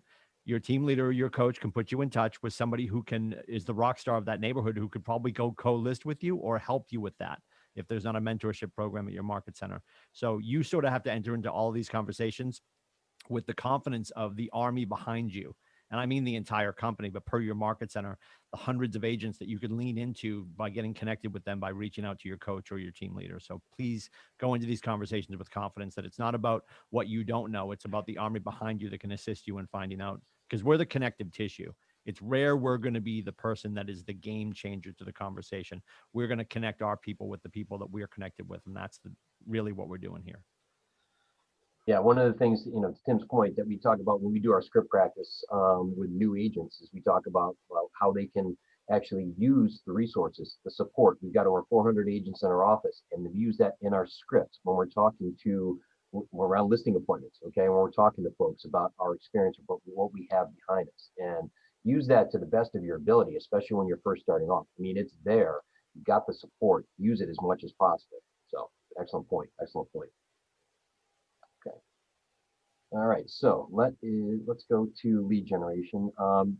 Jen, I know this actually has a video associated with it. I don't have the link. I don't know if you do it all or. I do not have the video. Erin probably has it in our units or in our Facebook page. Tim, do you know if that's true? It is probably part of the units within Facebook. So again, and to remind everybody who's on Zoom, if you're looking for the content after the fact, if you want to go back and review stuff, it is KWNE Ignite 2.0. You have to ask to be a member. We are, trust me, today, I think we let 3,000 people in today. So there's a lot of people that are part of that group. It's going to be an ongoing conversation as we continue to offer Ignite. So that's where all of the resources reside. Any of the PDFs, like the script books that I posted, we can do that, but the videos we can't post within Zoom. Okay, all right. So really at this point, we'll just skip over that. If you have the video, it's like a 10-minute video that goes along with this. We'll just move on to the next slide that's in here, okay? So, all right, so we talked about this before, being prospecting based and marketing enhanced, okay? And this right here is kind of a pyramid of just different steps that are involved in this, all right? One of the things that I want to say is that when you are in here and you're actually coming up with your plan, the activities that are going to help you to achieve your goal, it's going to be a combination of prospecting and marketing that you're going to be doing, okay? Everyone is going to find their niche. They're going to find what works for you, okay? Each of you is going to find the ones that are, like I said, get out of your comfort zone. Have that growth mindset, all right? Try different things. Just give you a story about an agent that I mentioned earlier, okay? She started with us in August of last year. And what she did was she actually wasn't too comfortable in front of the camera, got in front of the camera and said, all right, you know what I'm going to do is I'm going to go out and I'm going to show houses on video. So she asked other agents in her office if she can basically go to their listing and make a video. Of course, they all say yes. So once a week, she would post a video. One of her son's friends would videotape her walking through the house and be like MTV Cribs style, okay? And she would just post it and just put it out there every single week. Well, it turns out that there's somebody who knew her, who actually does a radio show in the Hartford area, okay? Asked her to come on the radio show twice a week for a half-hour interview segment just to talk about it, take calls, do things like that, okay? So after a few months of putting those videos out there, she actually got on the radio. Now this person, not comfortable in front of a camera, so being live on the radio was a whole nother story. And did that all the way up until when the pandemic hit, and then obviously things were dialed back. So in a few months that she got to do that, I asked her, I said, hey, Elaine, is your name? I said, how many people actually asked you what your experience level was? Because you haven't even been in the business for a year. And she said, 0, not one person. All the calls on the radio and everything like that, she managed to hold her own. And if she didn't know the answer, she said, that's a great question. Let me get back to you. I'll find the answer and I'll get back to you. But what she did was she got contact information from everybody, okay? Then she basically went on a tear even during the pandemic, and she basically did 15 homes in less than a year. Okay, I say about 6 months worth. She did 15 homes, and this year she's shooting from August now going on. She's either going to do probably in the neighborhood of about 45 homes. Okay, and she doesn't do anything other than that. That was her lead generation right there. But she's got so many referrals and things that are coming off that she found her niche. She found what it is that she's doing, and that's what she's using. And I'm not saying that everybody will be able to do that, but have faith in yourself, nail down what it is that you want to do, what you like, try new things, and then go full steam ahead with any one of those processes. Whatever it is that you're going to do, go full steam ahead with that. Okay. All right. So we talked about this right here. We talked about the pyramid. We get the marketing. Okay. And taking a look at here just reinforces some of the things that we know. Okay. With marketing, depending on what it is that we're doing. Okay. It's money intensive. All right. If we're constantly going out there and we're buying banners at the Little League games, or we're, sending out, a bunch of different postcards, things like that. Okay. We can spend a lot of money doing that. Right. And again, it's a long-term play. It's not anything where we might get anything immediately off of that. What we're doing is we're basically building that relationship.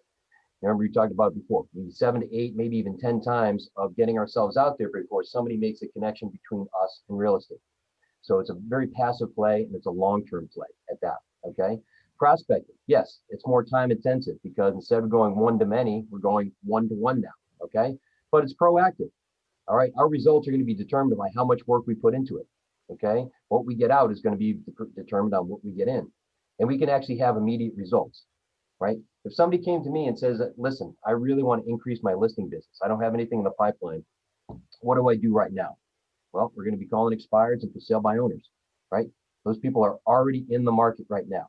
Okay. Either their house expired, either recently or a little while ago, for sale by owners are out there. We're going to do that because that could be immediate business. So those are the things that we're going to do. All right. Does this make sense so far? You got it? What are we hearing at this point? So share some of the things that we're hearing here too. It's not about what you don't know. It's about the army of agents behind you. Exactly. Exactly. And learning from the ones that are doing really well, Mm-hmm. because they got there somehow. So I think like mimicking what their systems are to build our own system. Right. Exactly. Exactly. Yep. You got it. What does it mean to be prospecting based and marketing enhanced?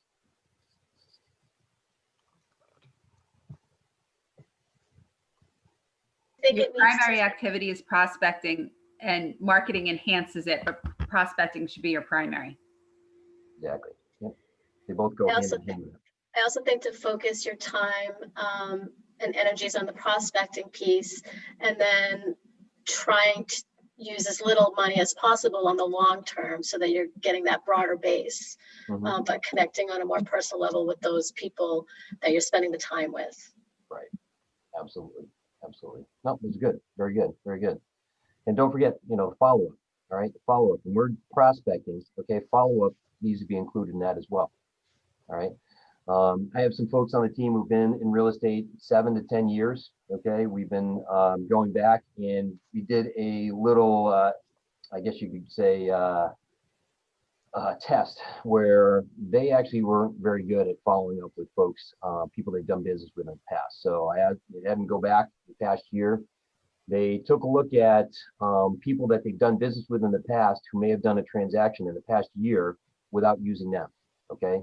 Without the follow-up, they used somebody else. Okay. One of them got to 10 transactions. So he missed out on 10 transactions in the last 12 months because he just simply didn't follow up. Another one got to 12 and then gave up at that point because it was just too depressing. Didn't want to know any more about that. Okay. So think about the business that you could potentially miss out on by not including the follow-up there. And that is key. That is essential to everything that you do. Okay. Aaron, can I say something? Absolutely. Yeah. How are you? My name is Joyce. Hi, Joyce. I think my problem is when I do the prospecting and the marketing and the lead generation, and if I do have make an appointment or something like that, my fear is what do I do after I get the listing? You know, because there's more steps after you get to listing. Mhm.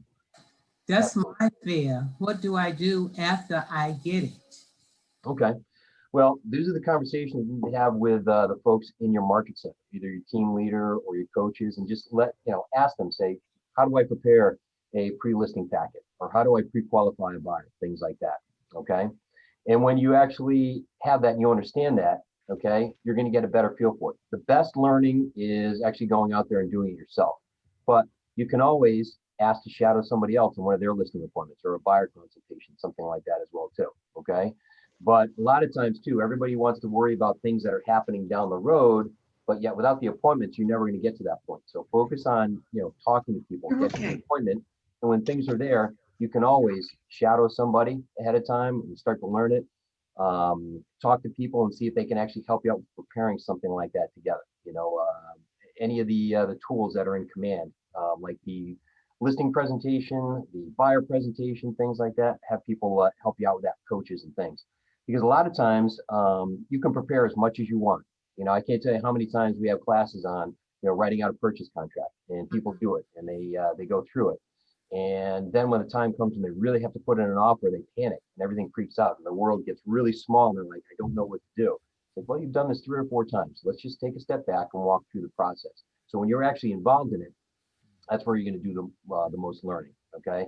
And that's why I say, reach out to the folks, some of the senior people in your office, whether it be a coach, team leader, maybe some of the other agents, veteran agents, and just ask to shadow them or see if they can help you to put something together.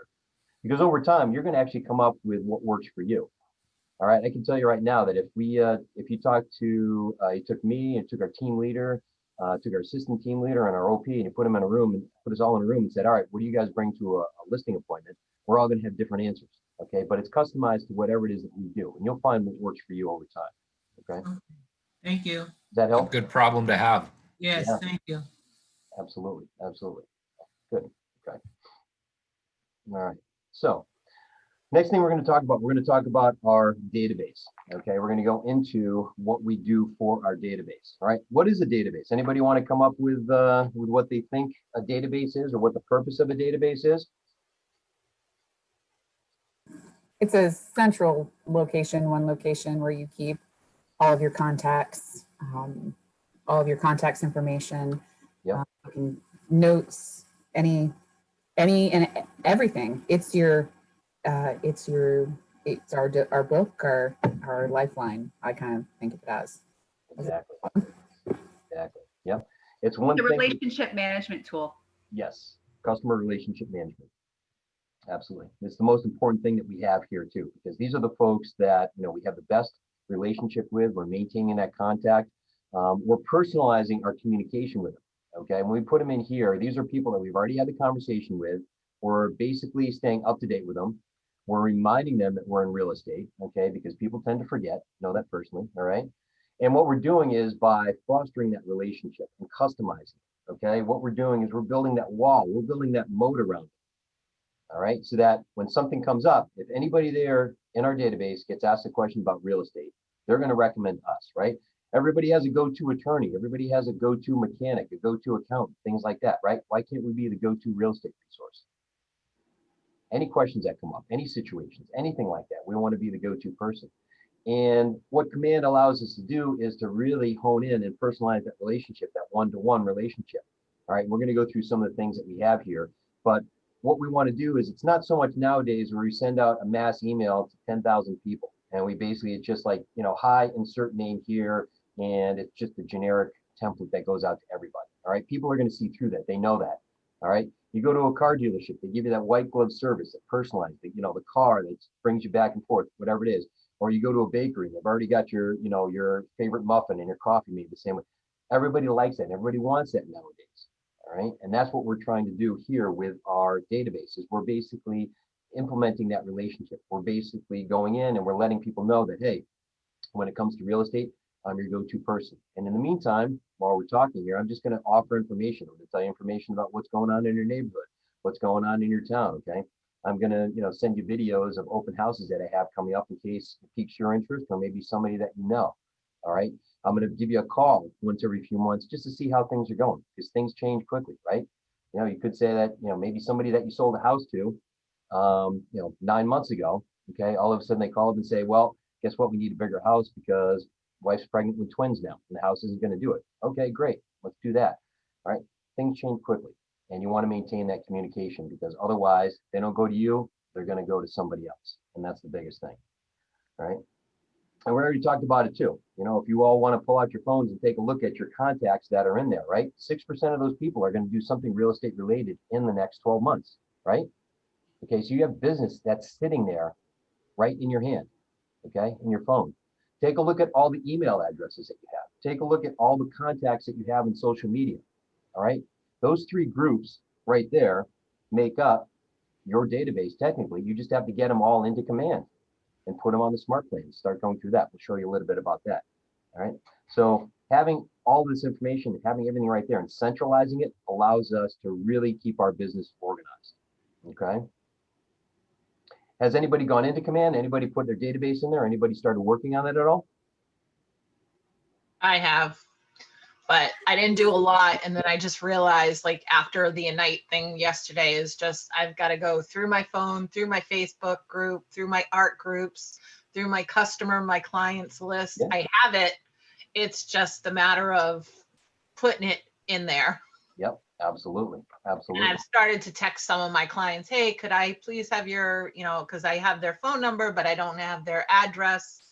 So I have started to do that, but great reason to reach out to them, right? Hey, yeah. listen, shame on me. I'm a real estate agent and I don't have your address. Do you mind if I grab that from you? You know, I could actually send you some information on what's going on in your neighborhood.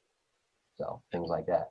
All right. When they first rolled out Command a couple years ago in Family Reunion, and they were talking about agents that were testing it, they had, I forget how many agents they had, how many thousands that were just trying it for the first time. And they went through the database health score, meaning like how much of your client's information do you have? And it turns out that one of the worst areas for agents when they were putting in the information was home address. You think for real estate agents, the first thing that we would have is somebody's home address, but we didn't have that. So it's key right there. Those are things that we want to focus on, the information that we want to get, because it allows us to customize our message. Okay. All right. So we talked about lead generation. Okay. And we talked about leads that we have here. All right. We talked about how the difference between the two is just the communication. All right. Leads, people that we haven't talked to. All right. They're out there. Contacts, we've actually had that conversation with them. All right. And leads can come from any source. All right. Like I said, talking to people in the store. Okay. A friend of a friend, or maybe a neighbor who knows somebody in the neighborhood over, something like that. Okay. These are all leads that we put in there. And then we foster, we nurture that relationship. We reach out to them, they become a contact, right? Everybody and anyone you have some sort of contact with could be a potential contact, all right? Anybody and anyone. One of the things that I like to do to give my folks is the bold memory jogger. It's 150 questions. So when you take bold, you're gonna get this 150-page list of questions. And what it does is it expands your thinking on the people that you know. So we talked earlier, you've got your sphere, you've got your circle, people that you know, and then there's a bigger circle of people you don't know. But in between there's people that you kind of know, okay? And the bold memory jogger will actually give you an expanded list of people that you may or may not realize that you have a relationship with. The person who delivers your mail, maybe you know them on a first name basis, okay? And maybe you give her a gift card, on the holidays, right? Or what about the person in the bakery that gives you your favorite muffin in your coffee in the morning, okay? Or Dunkin' Donuts, where you go in there, or Dunkin' now, as they call it. Things like that. All right. So now you can expand the people that you know. All right. The person that, the receptionist at your doctor's office, things like that. So now the universe that you thought might be awfully small can now expand. And there's other people that you can reach out to and just have that conversation with. Okay. So never sell yourself short in terms of people that you may or may not know and people that you can add. Add as many people as you can, because that database, all right, and the follow-up and everything like that is going to be directly commensurate with how big your bank account is going to be. That database is going to lead you to business. All right. Don't sell anyone short. I remember we had a calling session last year, and we actually had somebody in there. She was going through her phone, and we were using the DTD2 or Do the Database 2, which you'll learn about in bold, which every week there's there's letters that we select, and we call people in our database whose names fall under those letters. Well, she came across somebody, she's like, there's no way I'm going to call this person because they're not going to do business with me. I know them, but no, they don't do anything. It's just not going to happen. I said, hey, don't sit there and limit yourself. These are the letters, call these people. She got off the phone, she got 2 listings and a buyer appointment and a buy transaction out of that because of the fact that they were actually looking to do something and she just happened to call at the right time, okay? So everyone and anyone is a potential lead, which can become a contact, which can become a business down the road, all right? That's why the database is so important, okay? Darren, can I just chime in really quickly? Because I'm looking at the chat here and there's some good stuff happening. Absolutely. I just want to mention, I know you guys, someone said that you could download into PieSync your contacts from your phone or other places like that. I'm gonna really highly suggest that you input the contacts yourself. It might take you a little longer. Yet when you input the contact yourself, what do you think that could be doing for you? This is Chris. Hi, Chris. I did it. I got to 499 a couple weeks ago. And yeah, it really got me thinking about, wow, I got to reach out to this person. I got to reach out to that person. It's been so long since we spoke. So now I have like a list each day of people I want to call, so that I can get back in touch. Yeah. That's awesome, Chris. So that's exactly it, right? So instead of just downloading the whole CSV file and putting it up and really not remembering, each one that you enter in yourself directly, you have the opportunity to now do a handwritten note to then think about what additional information you could call and ask them for. So, Chris, maybe you're sending out a new newsletter where you could call that database and say, hey, it's 2021 and I'm updating all of my contacts. And do I still have the right email address for you? Is it abc@gmail.com? Great, because you know what? I'm sending out this really cool newsletter and I'd love to get your feedback on it. Is it okay if I send it to you? That's what it could do if you're uploading your contacts or entering your contacts in directly. So just a suggestion. Get you familiar with the system, get you involved in your database. It really is a good way to do it. I always tell people, and I give folks on my team a contact sheet. So they contact 25 people and then they schedule a time to input them in the database. What that's doing is it's getting them to stay organized and keep track of who they talk to. And when you put that information into Command, okay, Command is actually behind the scenes is keeping track of everything you're doing. And after a while, you're going to be able to go in there and say like, okay, in a moment's notice, how close am I to my goals, both production-wise and financially, okay? Number 2, what's the number 1 lead resource that I have here? I may not even realize it, okay? Where are my leads coming from? What's the best thing for me? It's going to help me to basically coalesce everything and come together with what my strategy is, all right? But it gives you a great way to manage your database, to organize it, and to stay on top of everything as well, too. Okay, you'd be surprised. And coming from an environment where you had 3 or 4 different software systems you had to manage, and nothing was linked, and you always had, keep inputting the same information. Having something like this is a godsend, and we're going to actually go over that. We'll talk about that in a little bit. Okay. All right. I've also noticed in Command, and it might just be me because I am coached by Buffini, that in Command, it seems to organize my database in who is giving me referrals or who's basically who I've talked to or given referrals to me in that order from the top down. It's not in alphabetical order or any other way. That's what I'm seeing. I don't know if anybody else is. Well, the system's based on artificial intelligence. So it's just learning, and not only can you customize it, but it's actually going to customize it for you. And basically say, hey, Mary, here, reach out to these people because these are the people that are, you're most active with and giving you the best referrals from. So absolutely. And think about this. If there are less things that we can think about in our day, we're all going to be better off, right? If we can let the system do the thinking for us, where we go in and it tells us what we need to do for today, hey, I'm all for it, absolutely. Less thinking that I have to do the better because then I don't get into trouble. So much easier. All right. So when we actually go out and we talk to people, okay, we've got a couple of different plans that we can take a look at here. All right.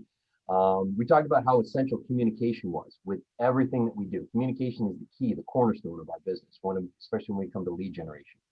So when we have leads, okay, we may reach out to people and we may not have that conversation with them. We may call them, text them, send them a Facebook Messenger, whatever it may be, okay? Or maybe we send out geographic farming, send out specific postcards in neighborhoods, all right? It could be a midterm, long-term nurture, whatever it is. But either way, we want to maintain that contact. Here's the thing that you don't seem to realize, especially if you haven't experienced at other firms. A lot of other firms don't teach agents to break through the wall and have the conversation, follow up, maintain that communication. All right. A lot of agents that are out there are making that call, get a little bit of pushback and hang up. Or they send out one postcard and they expect to get $1 million worth of business from it, and it doesn't happen. Okay. You have to realize that keeping up, maintaining the communication, talking to people, okay, breaking through that barrier and asking them the questions and coming from contribution, being inquisitive, asking whatever it may be, okay, that's allowing you to expand your business and to get that business and to grow your business, okay. The reason why expireds get annoyed because they've had 18 people call them. Well, these 18 people call them, say, hey, do you want to relist your home? Person says no because they're annoyed and they hang up. We call them and say, like, okay, hold on a second. Let me just say, what's your motivation for selling? Why do you think it didn't sell in the first place? Tell me about it. Wouldn't you like to get to where you want to go? Conversations like that. All right. Open-ended questions. All right. Person who asks the questions controls the conversation. That's what you learn. And that's what you want to do. Okay. And that's going to help you to be the professional and grow your business at a rapid pace. All right. So here's a simple plan that we have here. It's called 19 to Connect. All right. Now, these plans that you see here, okay, these are plans that you're going to find in smart plans within Command. Now, smart plans are basically drip campaigns behind the scenes. And what you do is when you attach either one or several of these to each of your clients, okay, it's going to tell you what the next step is going to be with that client and when it's going to happen. Okay. Great thing about that is, like I said, it takes the thinking out of it. All right. Honestly, if you could just open up Command every day and it says call this person, text this person, email this person, go see this person, send out this, it's much easier. Okay. So we have 19 to Connect, this plan right here for leads. All right. It involves 4 touches. Okay. A quarterly phone call, 12 touches either through a monthly email, maybe a newsletter, a market report, video, combination of all that, right? 2 touches from some sort of direct mail, maybe a magnet calendar, something like that. And then 1 touch of actually a face-to-face, all right, having that conversation, all right? And that's where you put it out there. So you add up those numbers, 19 to Connect. All right, so what we're doing is we're taking that lead, may not get a hold of them right away, but if we put them on this plan, eventually we'll have that conversation. When we have that conversation, they become a contact. And now we have a different plan for that, a different follow-up, okay? So for contacts, you hear the 36 to convert, okay, 36 touch. All right, that averages out to 3 contacts a month over the course of a year. Now, you may think that, wow, that's an awful lot. Well, it doesn't mean that you're calling them up 3 times a month for 12 months. All right, that's not the case. That becomes salesy, schmoozy, all that stuff. You don't want to do that. Plus, after about the 4th time, they're going to hang up on you. They're not going to take your call. You get blocked. All right. What this is it's maintaining contact through prospecting and marketing, okay, to stay in front of them, to be, the agent of choice, to be that reminder, okay? Now, you take a look at a team like Ben Kinney, who I mentioned earlier, who's out in Seattle, all right? He has his folks keep touch with the folks in their database 55 to 60 times a year, okay? So 36 really isn't much compared to that, but it's a combination of a lot of different things that we're gonna do. So number 1, you put them on a quarterly telephone call, all right? Once every 3 months, you're just giving them a call saying, hey, how's everything going? Any changes or, in your real estate future? Do you know of anybody who's going to do anything, right? Then you've got 26 touches, a bi-weekly email. All right. We have a neighborhood nurture in the smart plans in Command. You could either do it monthly or every 2 weeks.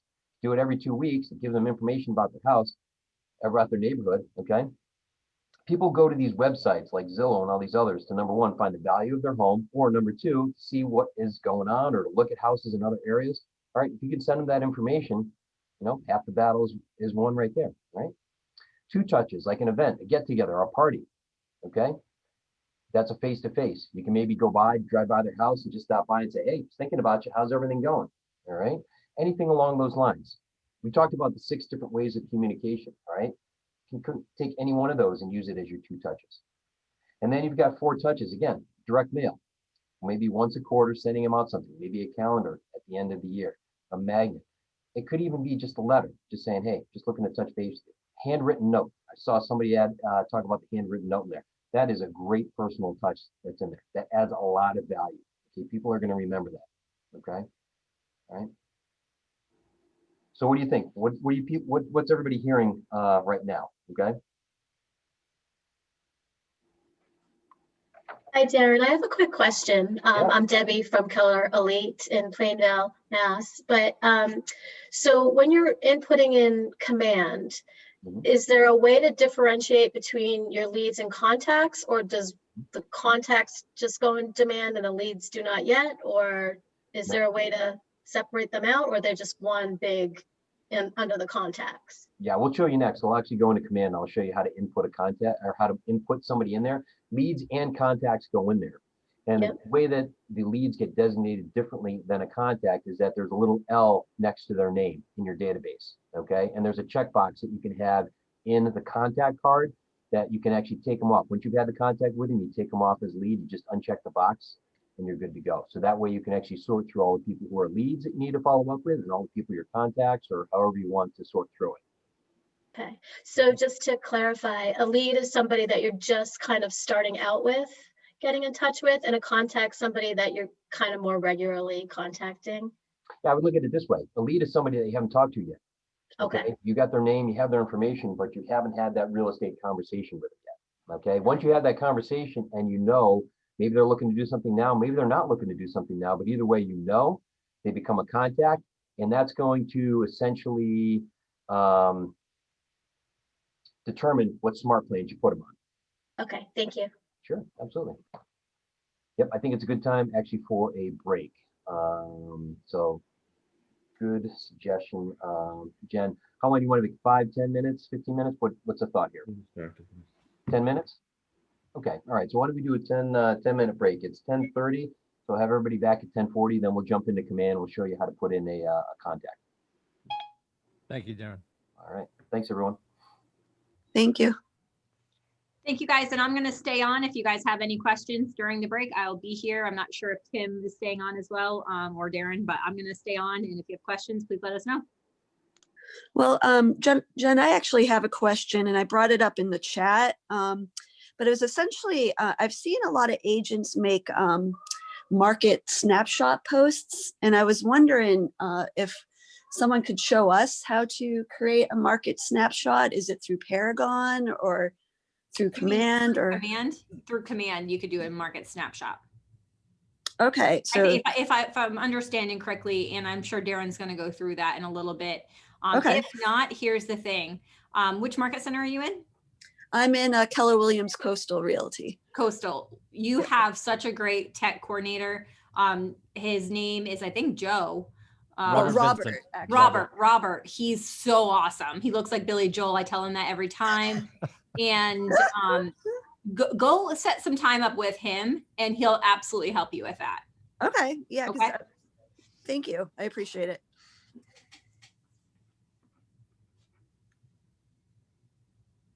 Doesn't he look like Billy Joel, Tim? Yes, the current Billy Joel. I was gonna say, yeah, I don't know if I'm. Well, I mean, I'm talking about. Sure. Yes. They currently have the same hair, if you know what I mean. Yeah. Yeah. And Tiffany, if you want to book with him, it's timewithrobert.com. Yeah. All right. Thank you, Tim. Perfect. Easy. Jennifer. Yes. Hi, Joyce. Joyce Hi. again. Hi. I have a question. Yes. During the pandemic, how do you go out and prospect and stuff? I'm kind of leery on going out now, because things doesn't seem to be getting any better, and I don't have too many people in my my contacts. Sure. So what do you say about that? So, there's a lot of agents that are doing a lot of creative things to kind of go along with the times, unfortunately, but they're making it fun. So even if you might not have a ton of people in your database has a core of people that they talk to. So what I would suggest is talk to the people that you know and say, hey, listen, I'd love for you to invite 5 of your friends. And what I'm going to be doing is a virtual bingo night. And I'd love for you guys to come on with us. Like, think of ways where it's really not real estate related, but how you could engage and really build relationships. So you have people, use the people that your people know. Does that make sense? Yes. So that's where I would start. And then I would also, you have a great market center. What I would do is I would get into your, if you have a Facebook page for your market center and say, hey, does anybody have an open house that I could host for you? Now, if you're not comfortable doing open houses, then we could figure out a different plan. But you could host open houses for agents in your office. Jennifer, can I offer a suggestion? Please do, Vincent. All right. So one of the things that I found interesting, because I'm fairly new myself, it's only about 3 years, but I just transferred to Keller Williams back in September. Well, welcome and congratulations. And I was feeling disconnected from my sphere, but I also wanted to expand it. What I found is do a great Zoom social night and say, hey, you know what? This has really hit all of us hard. I'm asking for your help. Can you invite a couple people I don't know and bring them to this Zoom room for me so I can get practice talking to people I don't know? Let them know I want to talk about real estate and they should really grill me. I love that. And it gets them involved. Absolutely. I love, love, love that. So there are a lot of ways that we could get creative and use ways that people are already being successful with. I know that Sven Anderson from the, I believe, Concord, I could be wrong on that, but Winchester. Sven, he was a panelist on Mega Camp, and he talked about how he does first-time homebuyer seminars all through Zoom, right? And he just promotes it through the people he knows, and he puts some Facebook ads out there. Okay. So there are a lot of ways that we could really kind of come up with some ideas on how to be creative during this pandemic.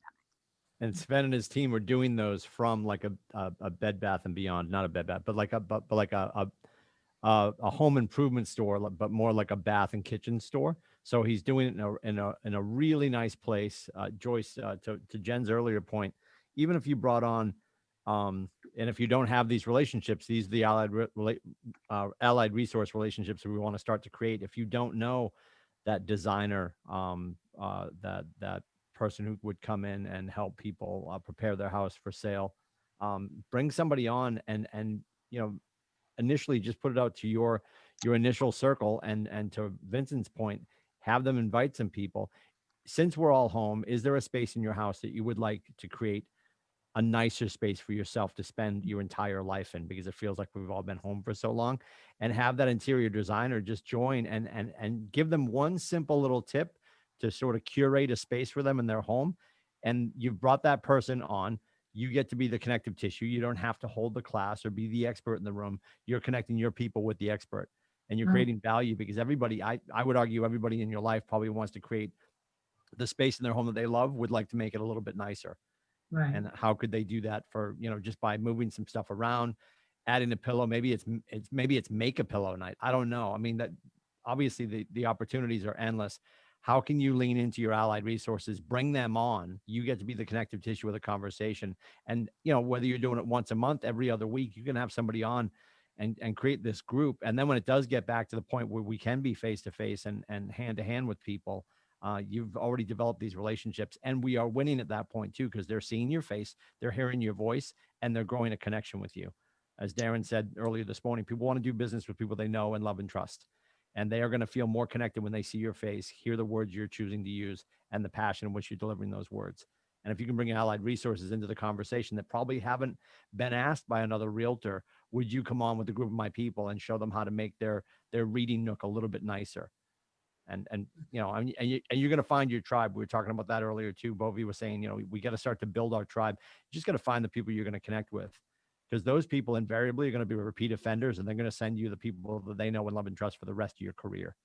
You don't have to know everyone on the planet. You have to create deep relationships with a select few and let that multiply. Okay. I'm actually doing something just like that right now.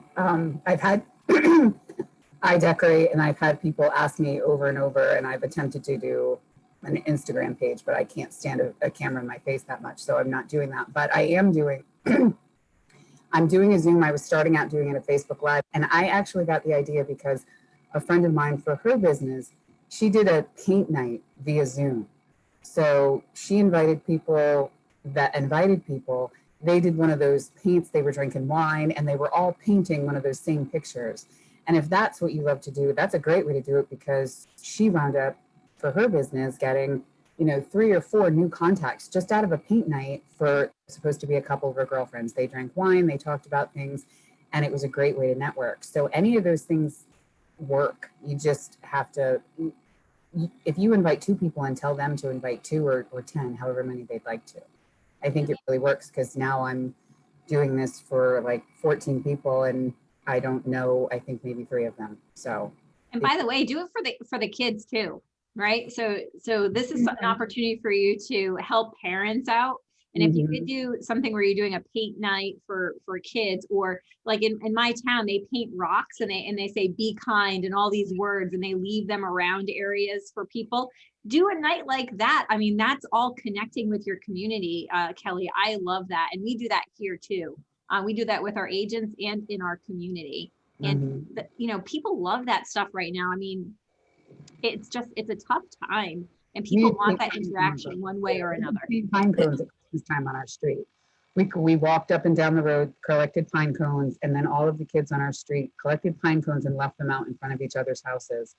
And we found out that there was 3 other little girls on the street that we didn't even know lived here. So it's fun. Yeah. I would use that example and make it larger. You know, I would go to your Facebook or your Instagram and say, hey, I did this in my neighborhood and it was such a great success. I'd love to offer it to anybody who would like to be a pine cone, I don't know, neighbor. A pine cone person. Right. And, you know, you could say something like, I'm going to deliver a pine cone and some paint to your house if you want to participate.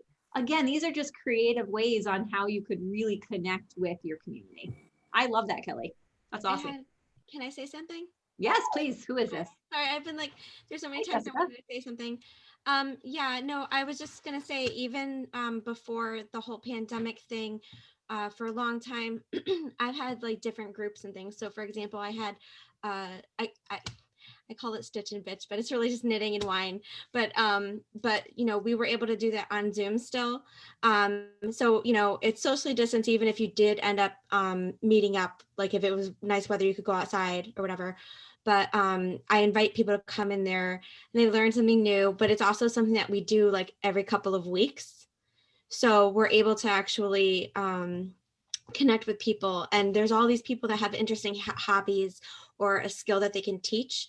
And I feel like, you know, if you know how, especially now because people are stuck at home, if you know how to teach somebody anything, whether it's painting or knitting or playing the guitar, you can kind of use that because there's always someone out there that's going to be interested in that. So that was something that I've done in the past, and it's worked out really well for networking for me. Awesome. And Thank you for sharing that, because these are the ideas that could spark other ideas for everybody too, right? I love that. Thank you. I absolutely agree. Actually, I have an arts background, and currently I'm teaching a bunch of art classes to kids, to adults alike, all via Zoom. So you don't need to do this in person. You just set up a Zoom link and say, hey, who's interested in a paint night, or who is interested in origami, or whatever you want to teach or whatever you want to do. And I've been getting a lot of signups that people are just desperate for some kind of human connection. And it's a great way to, you know, hey, I haven't seen you in a while. Hey, what are you up to? Hey, I'm actually just got my real estate license, yada, yada, yada. So excellent point. So thanks for bringing up the paint night. So there's another thing we're doing, and it's a health challenge. And this is, you know, 2021, everybody's in that mode of like, what can I do? So we created a group, and, you know, use this as some inspiration for you and your community. We created a group and said, hey, would anybody be interested in a health commitment group, for a Commit to You health group? And it's a 66-day challenge. Why 66 days? Anybody know why I picked 66 days? Anyone? It takes that long to develop a habit. There you go, Joe. 66 days to create a habit. So we're doing a 66-day health challenge where every member commits to their health. So they post their workout videos, they post their healthy meals, they post their water intake, they post mindset, a positive mindset quote or something for them. And I'll tell you, we have 50 members that happened overnight because people want that. People are looking for that positivity in their life, even though it's so hard to find. So we charge $50 a person, a member. We are giving away a Peloton, but I will tell you that the membership paid for the Peloton, right? Think about ways that you could do that in your own community and start a movement, start something that people get excited about. And the way that our health challenge works is the more engagement you have, the more points you get. The more points you get towards that Peloton. Every 66 points gets you an entry into the drawing for the Peloton. So just wanted to share that with you because it goes along with all of these suggestions of Zoom things and interacting with your community. But what are ways that you could think of with these suggestions with what you already know or what you can do? Yeah, yep. Well, it's $50 entry fee and the winner gets a Peloton. Yep. Pretty cool, right? Would anybody want to be involved in that? That's, we got a lot of engagement on it. It's fun. So, all right, what other questions do we have? It's just not a question, but it's taking your meds. I heard this from Tom Ferry. So it's meditation, exercise, diet, and sleep. Love that, Joe. Can you repeat what it is? It's taking your meds. So I tell people I'm taking my meds. So it's meditation, exercise, diet, and sleep. There are some links for meditation, the exercise, and the diet, and the whole 9 yards. With the, so it was a really good thing with Tom Ferry. Awesome, love that. All right, anything else? Yeah, hey Jennifer, real quick. I know yesterday we were talking about hot sheets off the MLS, and I was in the MLS this morning. I noticed that the kind of the canned reports they have look like monthly reports, but I was getting the impression that the hot sheets that we were talking about yesterday were like to the day. Yes. And I know MLSs can vary from market to market, but generally speaking, is there a section in the MLS where one would go to find something like that? So mine is right on my homepage, and I was going to try and pull it up if I can. But what state are you in? Connecticut. Connecticut.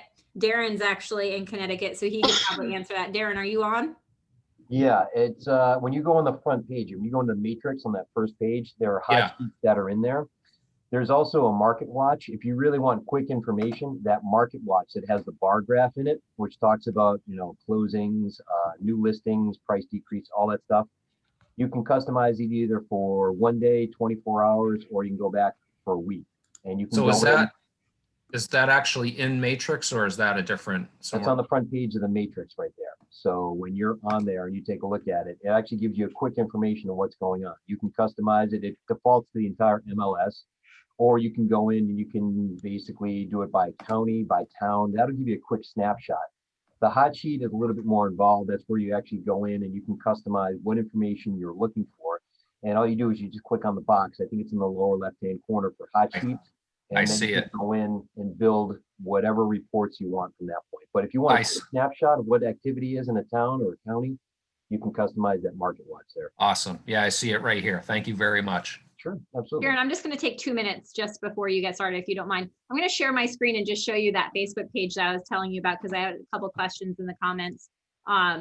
This is what it looks like. Let's see if I could. Do you guys see my screen? It says 66 days to healthy habits. Yes. So what we did was I hired a trainer to come in Monday, Wednesdays, and Fridays at 6:15 a.m. And you get extra points if you join us. So you can see that we have that going on. And then if you look down, there's all these mindset quotes. It's just a really it makes you smile kind of group.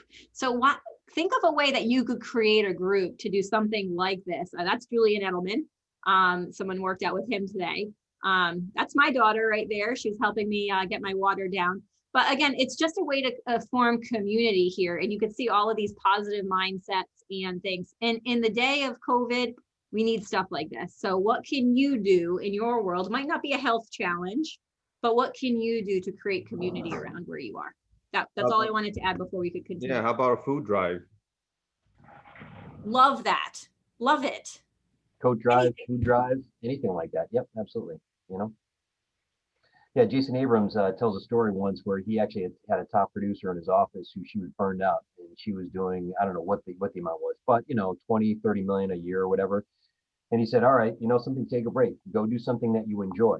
And then you'll find as you do that, you'll start to incorporate like real estate in there. So she liked playing tennis. So she went to her club, started playing tennis, organized a group similar to what Jen has done. Okay. Then started sponsoring tournaments within there. Now, what she did was she just hung up a poster of her being a real estate agent. Okay. She actually had her logo on the tennis balls, but never went out and actually engage or talk to people about real estate. It was all about tennis. Okay. But she put that out there just to let people know she was in real estate without actually getting in their face and telling them. Okay. And to come to find out that she could marry the stuff that she enjoyed, the tennis, with her real estate and still be able to do business and have fun at the same time. And she actually built a very strong following, not just within that club, but outside of that as well. It grew to be a much bigger tournament and, you know, something that she enjoyed, and she was able to kind of basically kill two birds with one stone, so to speak. Could I throw something in there? Sure. This is Janice Green. One thing that I have found through Command is the Facebook advertising is just absolutely unbelievable. And the leads that I'm getting from it are really invaluable. I do have to, you know, do my follow-up and stuff, but boy, I would encourage anybody, perhaps that's new or anybody that's not, to really learn how to put together the Facebook advertising through Command. And I've advertised on Facebook for years. I have never gotten the kind of response that I get through using it through Command. So I just encourage you that for me, you know, easily when I'm putting out a post on a new listing or coming soon, I'm probably getting anywhere between 13 and 20 leads. And I think that's pretty good for 4 days for $20. So. Absolutely. Yeah, it's because of our partnership with Facebook. The algorithms give us precedence over other ones. So if you're Joe Smith, local realtor, you can put a Facebook ad out there for a week and maybe get 2 to 3 leads off of it. But we actually get priority preference because Facebook doesn't look at it as Joe Smith, local realtor putting out an ad. Looks at it as Keller Williams Realty International with thousands of agents doing that. So of course we get priority over that. And of course we get more hits because of it too. I mean, I built my hair business. The last 5 years, that's how I got all my new clients were Facebook. So I haven't started to use it in Marketplace because last week when I was using it, there was like a glitch or something. So, but I've already started to build up my Facebook page. Mm-hmm. And now that I'll meet with my coach and learn how to make, and I'll do those ads on there. Cause I know just not having the algorithms, I still got stuff. And then I would post something on my town sites on their business day and got business from that. So I plan to do that for the real estate. Good, good, excellent. Before we go on, I know somebody actually had Karen actually had a note in there saying she had a long-term friend who was talking to her, but has another friend who's been in real estate for a while, sells 3 houses a week, 20 years experience, and how do we get her to use her as an agent or to use Karen as an agent, even though brand new? Here's the thing that we always focus on with the new agents in our group is when you're up against something like that, where you're a new agent, you're going up against a seasoned agent in a town or, you know, a team or something like that. You can always highlight the point and say, like, listen, okay, you've seen that person's signs around town. Okay, they've got a lot of listings. Where do you think their attention is? It's spread out amongst all of those listings, right? For me, I'm giving you 100% of my focus. I'm giving you 100% of my attention. I'm going to make sure that you get the best service possible for me. And I'm focused exclusively on you. Okay. So way around that is to highlight the point that, you know, yes, that agent's been around for a while, but you know something, it doesn't mean that they've got a lock on the community. All right. They aren't the only one that can do business. You know, we can definitely get a foothold. And I would also pull in, if you can get on your MLS, okay, your market center stats, or maybe your firm stats, depending on how many market centers you have, and show like, look, KW has a footprint in this town, in this county. Okay, we're actually in the top 3. We've done 78 million of business just year to date alone, something like that. Okay, and between those 2 points, you should be able to talk to her and let her know, like, listen, you're going to get the best of what we have to offer here. Okay, compared to somebody else whose attention is spread out amongst however many listings they have just in this one area. I love that, Karen. Matt had reached out to me privately as well and said something very similar about the attention span and, you know, that I would be able to help her more and have more time, spend more time, and the experience within my office as well. Yeah. I really appreciate that. Yep. Thank you. Yeah, when you don't have the experience, we talked about it before, default to your market center. Okay, you can get the stats on MLS. I know that we go over that, we show that, and just say, hey, listen, you know, you may not know me, but our office, hey, we've got a foothold here. We got a footprint in this, okay? Know that Jen just sent out the video with Jess Starr in there. She's actually in our market center, and she does a phenomenal business. She's one of the top teams that we have on our market center. And if you actually hear her and strategy that she uses, I mean, she just kills it when it comes to Facebook ads. I mean, she's getting hundreds and hundreds of leads for her and her team on there. And that she's like the perfect person to actually explain the strategy for something like that. She's excellent. She's very good. Very good. Jen, do you want me to go into command and actually show them contacts and tags and things like that? Yeah, I think that would be helpful for sure. All right, perfect. So let's do that.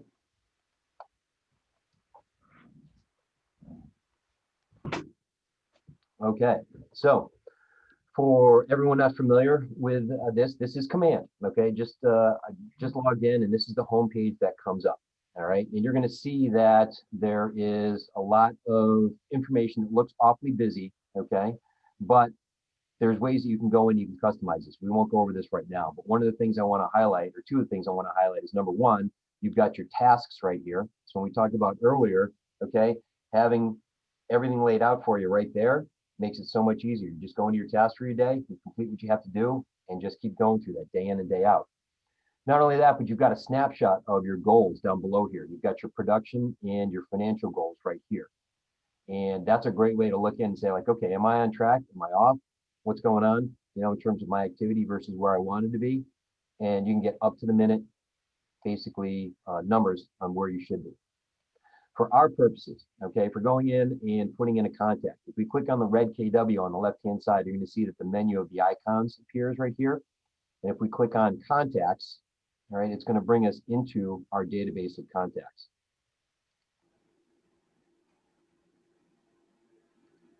All right, and you're going to get a full list. Now, this can either be sorted by, name, first name, or last name, or whatever it may be, but you're going to actually build up your database of contacts. There's a way to actually import contacts here. All right, we won't go over that. We talked about that before. It's probably better if you input them by hand, or if you've got a tech trainer in your office, you maybe input some of them, but you've got a very large number of them, they can do that as well. But when we first go in and we want to add a contact, all right, you're going to see probably won't be any information here, but if you go on the right-hand side and we click on add contact, we're going to bring up basically the input card here. All right. So anything that you see here that has a red asterisk next to the title is something that's mandatory. It's something that we do need to put in here. So if I come in and I type in, name, all right, Mickey Mouse, we can basically add a relationship here, and we've got a listing of any number of different relationships. We've got spouse, father, mother, son, brother. Okay, if we put somebody in here, okay, all right, we add them. We have now created a second contact. Not only have we created Mickey, but we've created Minnie. And you'll see that there are two contacts in here automatically. If there's anybody else, we can continue to add people. We want to put in their email. We can do personal, work, other. Okay, more information we have, the better. All right, their primary email, their primary phone. Okay, the lead source. There are a list of lead sources that are in here that we can use, and there's a lot of them. Okay, that we can pretty much start to tag. So if there's anything in here where, let's say that we got it like a call-in, okay, somebody called in and we just got that, we could put it in here. And what this is going to do over time, we're going to be able to see where is our business coming from, where are our lead sources coming from, and now we're going to have a really good idea as to what's working. What do we do if we want to add a spouse but don't want a separate contact? Well, you can actually put a spouse in there, but you can limit the information that's in there. You don't have to put in the phone number or email, or they're going to be in there, because honestly, if you create an opportunity or a transaction and both people are going to be, let's say both people are buyers, they're both going to be on the deed, okay, then you're going to want to have that person in there because it allows you to pick both people to add them on there, okay? All right. As a lead source, can you add any other lead sources in here? At this point, you might be able to add it in. So yes, you can actually type in whatever you want. Let's say phone call, if that's what it was, create a custom lead source. All right, you can add it on there. All right. So keeping track of where the leads are coming in is essential. That's going to be key because that's going to help you to maintain where you're getting most business from. And then you're really going to see what works and what doesn't work. All right. Two things here, mark as a lead or add to sales pipeline. Mark as a lead, meaning that we haven't talked to these people. Maybe we have limited information. So if we mark them as a lead, they're going to have a little L next to them. If we add to sales pipeline, this means that we're actually beginning a transaction with them. Okay, they've said to us like, hey, we're looking to do something at least in the next 6 months. So we want to begin the process of narrowing that down. Okay. We got a couple things in here. How do you change this so the contacts show more than one at a time? I'll show you that in a second. Okay.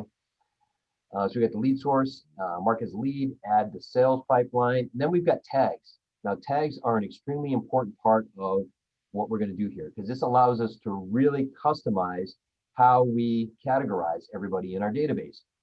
Now, anything that you can think of that's a unique characteristic of each of your clients and contacts, you want to create a tag for, because that's going to allow you to pretty much personalize that relationship.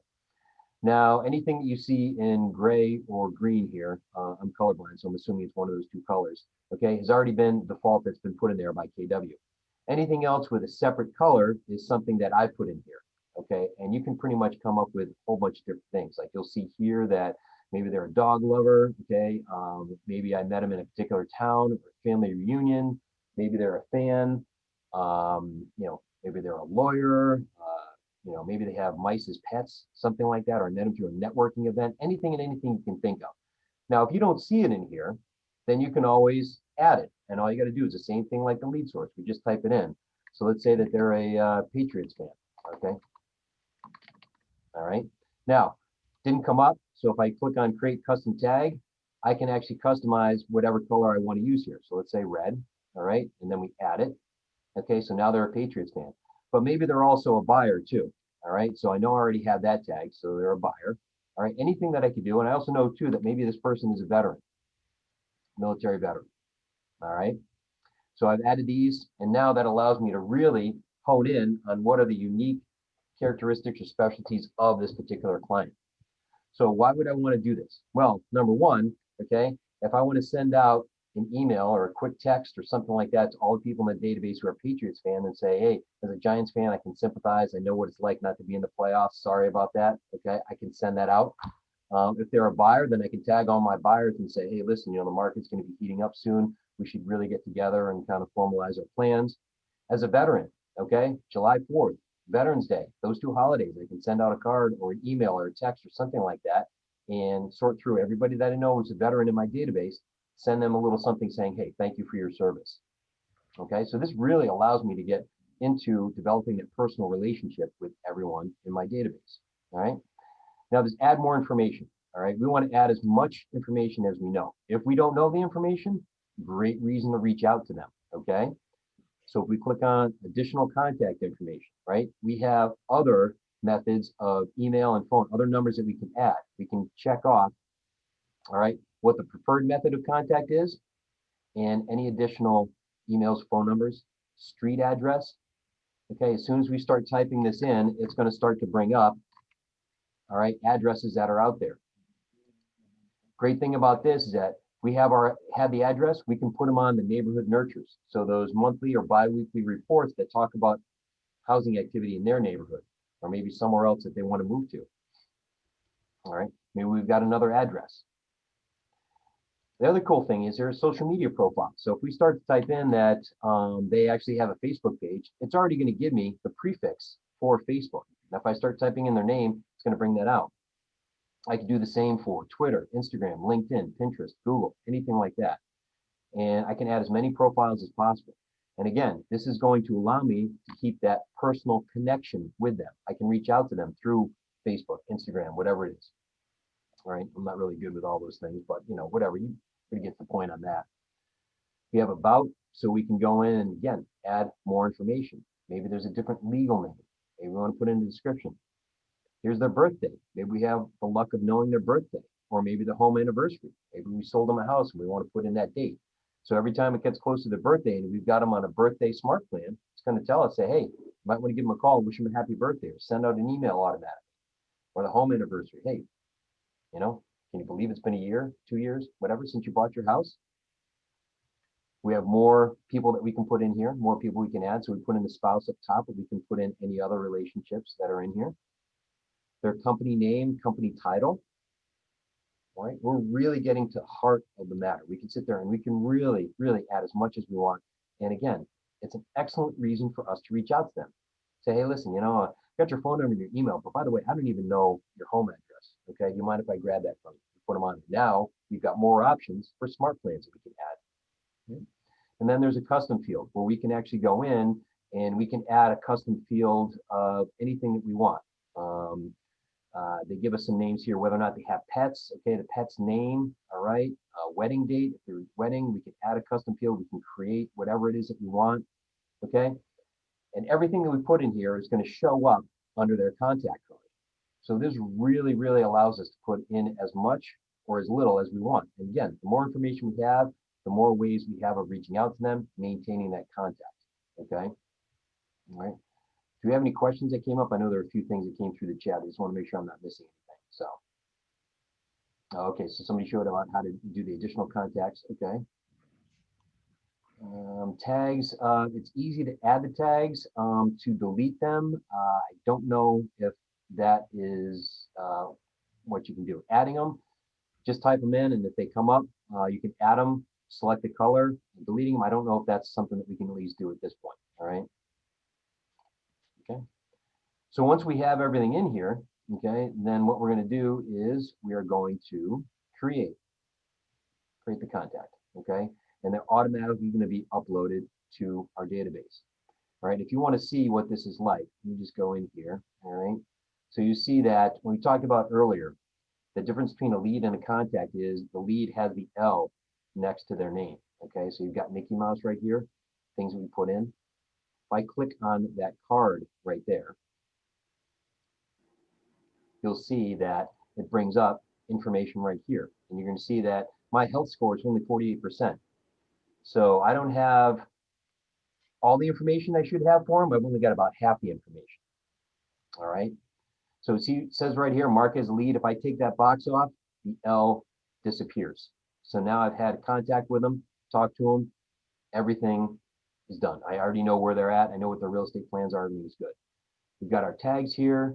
I've got my lead source, you know, who it's from. And you'll see right here, I put in an address. So already it's giving me a recommendation for a neighborhood. Now, why is this important? Well, what we've done is we've actually subscribed to a company called Nextdoor Digest. Some of you may know of it, some of you may not. But what they've done is they've gone out and they've helped communities create neighborhoods within their towns so that people can essentially have that community feel. And it's almost like a network or a information sharing thing where you can post about tag sales or somebody lost a dog, something like that. So get more of a community feel. We've actually subscribed to that, and depending on where you are, where you're located, and what the population is like, you may have the ability to add neighborhoods. Okay, doesn't even have to be where they live. You can add neighborhoods of maybe some place they want to move to. So let's say that they're looking to move to Chicago. You can pick neighborhoods out there. But all you have to do is click on Add Neighborhood. It'll show you, walk you through that process. And you can add as many or as little as you want. Okay, and there's suggested neighborhoods that are in here as well. But unless you have that address, you can't add that feature. Okay, and again, here is additional contact information, anything that we might have in there, but you see we're missing a lot of information. So if we can get the birthday, the home anniversary, some social media profiles, okay, things like that, we can start to expand, and we can also increase our health score, a better health score on this. You'll also notice too on the right-hand side that there's information, okay, about their activity, anything we've done with them. So there's a timeline. Anytime that I have any sort of contact with them, I'm going to add an activity. All right, it's going to bring up a box in the interaction type. Let's say that I actually sent them a text and today, and I said, sent text about needing to look, can't type today, at houses, okay? Whether or not they responded, maybe they have, click on save. So now I'm building up the information about them. Anything that you have, any sort of interaction, discussion, things like that, is going to show, you want to put in here to keep track of it. So that way you don't have to sit there and say, like, gee, when was the last time I reached out to this person? I can't remember the last conversation that we had. If you actually share the app with them, and they log in through the app, you're going to see that the name in the list, there's a checkbox next to it. That means that they've actually gone into the app and used it. Cool thing about that is you'll see that in here, any of the houses that they're looking at will show up on their feed. So if they call you up and they say, hey, Karen, we were looking at this house at 123 Main Street. It's like, oh yeah, you're looking at the white colonial, right, with a pool in the backyard. Yeah, it's a really nice house. Is that something that you want to go see? Okay. Netflix does it. You know, they make recommendations based on what you're looking at. So there's no reason why we can't do that too. All right. If you're involved in working with them in an opportunity, meaning that you've already begun a transaction with them, it would show up here. All right. Any smart plans that they're subscribed to would show up in here. I'll show you that in a second. Okay. Any tasks, any notes, anything like that will show up in here. That's why it's good, okay, to actually have as much information as possible, stay organized, keep track of every interaction you have in there. If they're on a smart plan, things are happening automatically behind the scenes, it will show up there. Okay, it will show up. And you'll be able to see like, oh, a text went out. All right, an email went out. And I'll show you that in a second. So if we actually go back into my contacts, and one of the things you may want to do is put yourself in first. All right, go in there. Actually, if we go back here, I'll show you. I've got my name in here. See the little checkbox next to it? That means that I've actually gone into the app, which I hope I've done. Okay, and that means that I've actually interacted with the app. You click on it, you go in. Okay, and you'll see on the right-hand side that here's some things that have gone on with what I've done. All right, email the biweekly neighborhood newsletter. I can actually view the email that went out. Smart plan ended. I had a smart plan that I set myself up on, right? Subscribe to different neighborhoods. Phone call to say happy holidays. This was back on December 16th. Okay. So anything like this, any activity is already in here. It's captured. So I know what's going on and I know what's happening with it. Okay. Any notes that are in here, any smart plans. Okay. Now, you may say like this is great for a one-on-one contact, but what happens if I've got, you know, I want to do a search on particular tags? What happens if I want to filter people out? What happens if I want to do an activity through a portion of the group that are here? Well, I can actually do a couple things. I can actually set up filters right here that give me the ability to search based on tags. Okay, let's say that I want to look at all of the people who are military veterans. Okay, I can, all my contacts, all my leads, you know, wherever lead source it came in, by address, pretty much all of that. If I click on apply, it's going to show me all the people in my database, okay, who are a military veteran. All right. And then if I wanted to do anything with them, I just select them all. Okay. And you're going to see that a button pops up. Select bulk action. And now I can add notes. I can archive them. I can send a bulk text. I can add another tag. I can add them to an email list. This is a lot. This is a lot at this point. Okay. I can understand that people probably might be overwhelmed. But the important thing is just knowing how to input the contact and knowing that you have the ability to sort through and filter through them and actually take another action as a group action through the filter, okay? Or you can actually save them as a smart view. So if I always want to reference just this list, instead of having to go in and filter every single time, say create smart view, and I can say like, all right, military veterans, all right? And I can save it as a smart view. So every time I go in, all I got to do is just select on the smart view that I have here is military veterans, and it's always going to show me that. Okay. Now, does everybody actually have a tech trainer or access to a tech trainer in their market center at all? I know Fred Moore is a regional tech trainer. I know Tiffany is out there. There's a few others. So chances are there's probably classes and things that are going on, especially I would think this time of the year, the start of the year. So reach out to them. There's also videos on KW Connect that walk you through this as well. Okay. So anything in here that may seem a little overwhelming or a little confusing, okay, you can actually go in and there's videos to give you at least a little bit more detail on that. Now, the next important thing that we talked about is the smart plans. I know somebody said explain what a smart plan is. Okay, smart plan is a drip campaign. A drip campaign basically allows you to maintain that contact behind the scenes or tell you when to reach out and talk to them. Automate it so that you don't have to worry about writing in a calendar on a piece of paper and scribbling like, okay, when do I have to talk to them? When do I reach out? And having it completely disorganized. This puts everything out there for you so that it's either reaching out to your clients behind the scenes or it's letting you know when you have to reach out to them. Okay. And there are thousands of smart plans that are out there. It's almost like going into the app store. Okay. You go into the app store and you see that there's just apps for everything. There's smart plans for everything too. You can go in and create one and I'll show you what that looks like, or just use one of the ones that's already out there. A lot of these are tried and true, okay? And a lot of these are ones that have been utilized by a lot of agents. So if it's there, save yourself the time and the effort and just use that. But if we go into the red KW up here, we'll see that Smart Plans, it's the fourth icon down here. We click on that.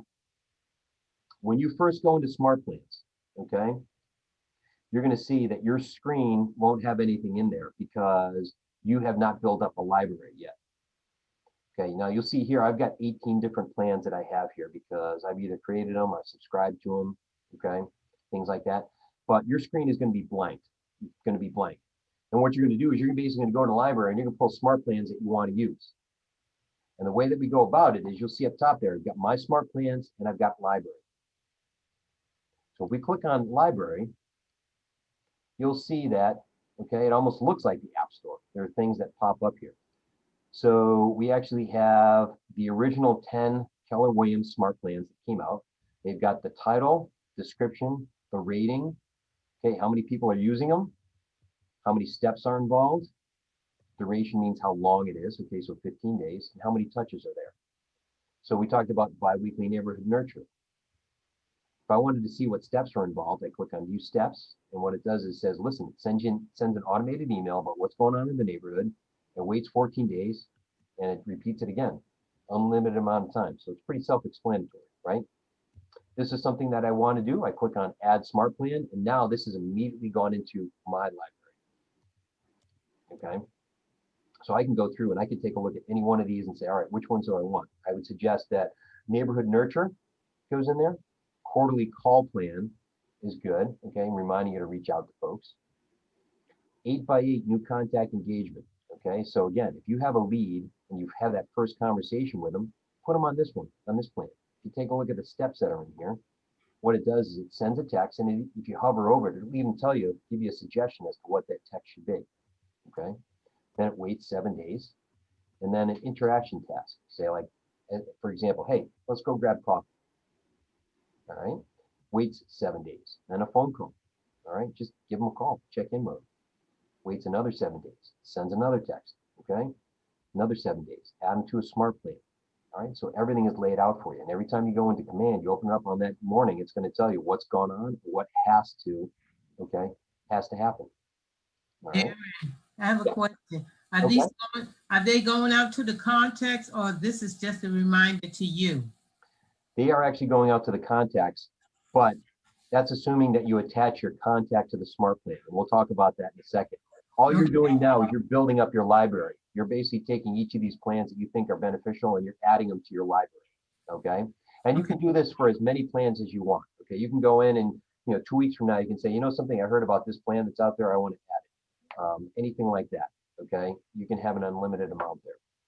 Should you be asking people for permission before you put them on a smart plan? No, not necessarily. If you're having that conversation with them, all right, and you have their phone number and their email, okay, you can send it out to them. Now, if they unsubscribe, then what I would do is I'd follow up with a phone call saying, hey, I noticed you unsubscribed. Is getting the neighborhood nurture newsletter twice a month, is that too much for you? Maybe we could just dial it back to 1 month, okay? Tell me what you think, okay? It opens up that conversation with them, all right? Now you'll see right here that we actually have Keller Williams plans. You can scroll through, there's top rated plans. So these are the ones that, agents are using that they find to be really effective, okay? And you can scroll through and you can see as many, there's just so many of them that are here. There's new ones that are out there. So there are people that have just posted these, okay? And you can take a look at it. Home buyer seminar invitation and reminder. Okay, you can take a look at the steps, see who the author is. Okay, one agent's using it right now. All right, see how effective it is. So if you're trying to do something, chances are, okay, then that you will actually find something out there already. All right. I won't go through essentially creating one at this point. There's a lot that goes in here, but there's a button up here to create when you go actually out there in Smart Plans, and you can actually go in and pretty much code your own plan. Darren, I'm just going to chime in real quickly. So if this is a lot of information, which it is a lot of great information, by the way, but if this is a lot for you and you're feeling a little overwhelmed right now, each one of your market centers has a tech trainer or your team leader to help guide you with these things. So even if you're feeling like, oh my goodness, I haven't even dipped my toe into this aspect of it, it's okay. We have support for you. You are with Keller Williams, the largest support system behind you. So you have a team leader, you have a productivity coach, possibly you have a tech trainer at your market center. We have a team to help you with this. So please, you know, Darren is going over some awesome stuff. We have the best technology out there. Inmin has told us that. And there are pieces of this that you might not need right now, but will need coming up. So don't think you have to take it all, bite it all at once. Take it little bits at a time, and please go to your tech trainer at your market center. If you do not have a tech trainer, go to the team leader. The team leader knows that they will guide you towards what you need to know for command. Right. Yeah, just a question here. I don't know if someone unsubscribes. You'll actually get an email that they unsubscribe. Okay, you'll be notified about that as well. Okay, and yes, this can be overwhelming here, but what we're trying to do is show you how to utilize the contacts. Okay, contacts are the most important thing, and then how to follow up with them. Remember, we talked about the fortunes and the follow-up. How do we set up these plans so that we know when to follow up? Okay, that's the important thing right there. And when you have smart plans in here, you're going to have plans. I've got 18 of them here. There's two ways that you can actually utilize the plans. You can go to the plan, and you can go in and add contact to the plan. Okay, so if I go in here and I want to subscribe a bunch of people to this plan, I can go in and either check them all, or I can sort them by tags. Okay, if I want to go in and say all the beer fans that are out there, okay, there's only one of them, but I can actually subscribe that, or all the people who, you know, whatever it may be, let's say all the buyers or something that are out there. Okay, I can do that. And then I can either select all and then add them to the smart plan. So I can bulk add to a smart plan. Cool thing about this is we can either add all of them now if there's not a lot of them. I can add them at a later date, or I can stagger them. All right. I had a CRM that only allowed you can, if you added everybody to it, they'd all show up on the same day. So you all of a sudden would have to make 110 phone calls in one day, which is way too much. Okay. But if I can sit there and say, like, I only want to do, 5 a day, however I want to do it, if I want to click on stagger and I only want to do 7 or 1 or 5, whatever it is, I can do that, which makes it a lot more convenient for me. So either I can go into the smart plan and bulk add contacts to it, or I can go into the contacts and add them to smart plans. Okay, so there's either way. I can do it one of either way. All right. So just to show you what that's like, when we go back into the contact card here, okay? Darren, quick question.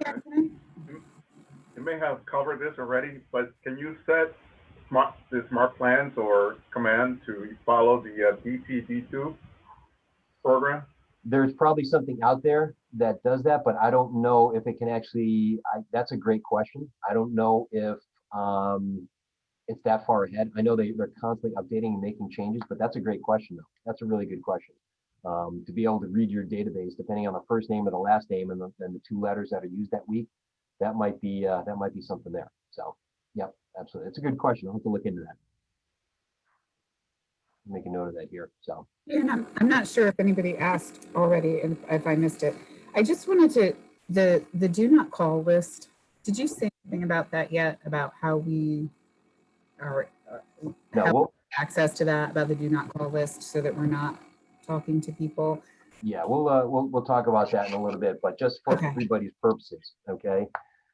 You want to really follow a do not call list. Now, there's a couple of exceptions to that. If you're calling your database and people that you know, okay, hopefully you're not going to get in trouble for something like that because you know them, you've had conversations, you have some sort of previous relationship with these people, okay? If there are people that you don't know at all, okay, that's where you have to be mindful of the do not call registry. Now, I do know that there are people out there that are testing that policy. They put their names out there in some way, shape, or form, and when you call them, okay, they're actually forcing litigation at that point. All right. So you do have to be mindful of that. Now, if you're calling it for sale by owner, okay, that's not necessarily a do not call situation because they are advertising their phone number that's out there. If you're using that one that's online, either you see it on Zillow or Fizbo.com, something like that. But anything in regards to an expired, you know, January 1st is a popular day for agents to give homeowners a call. However, you want to use some sort of service that's going to filter that out. Now, your market center may already have that. I would default to a team leader or a coach or OP, something like that. You may subscribe to something that automatically filters that out, but you want to be very, very mindful of that. Don't call people without either knowing them already, okay, or if they're posting their information publicly. If it's an expired and you're just going through MLS and you're calling, you run the risk that you're going to get a hold of somebody who says, hey, I'm on a do not call list. And unless you got an extra $10,000 kicking around, that can get very expensive, okay?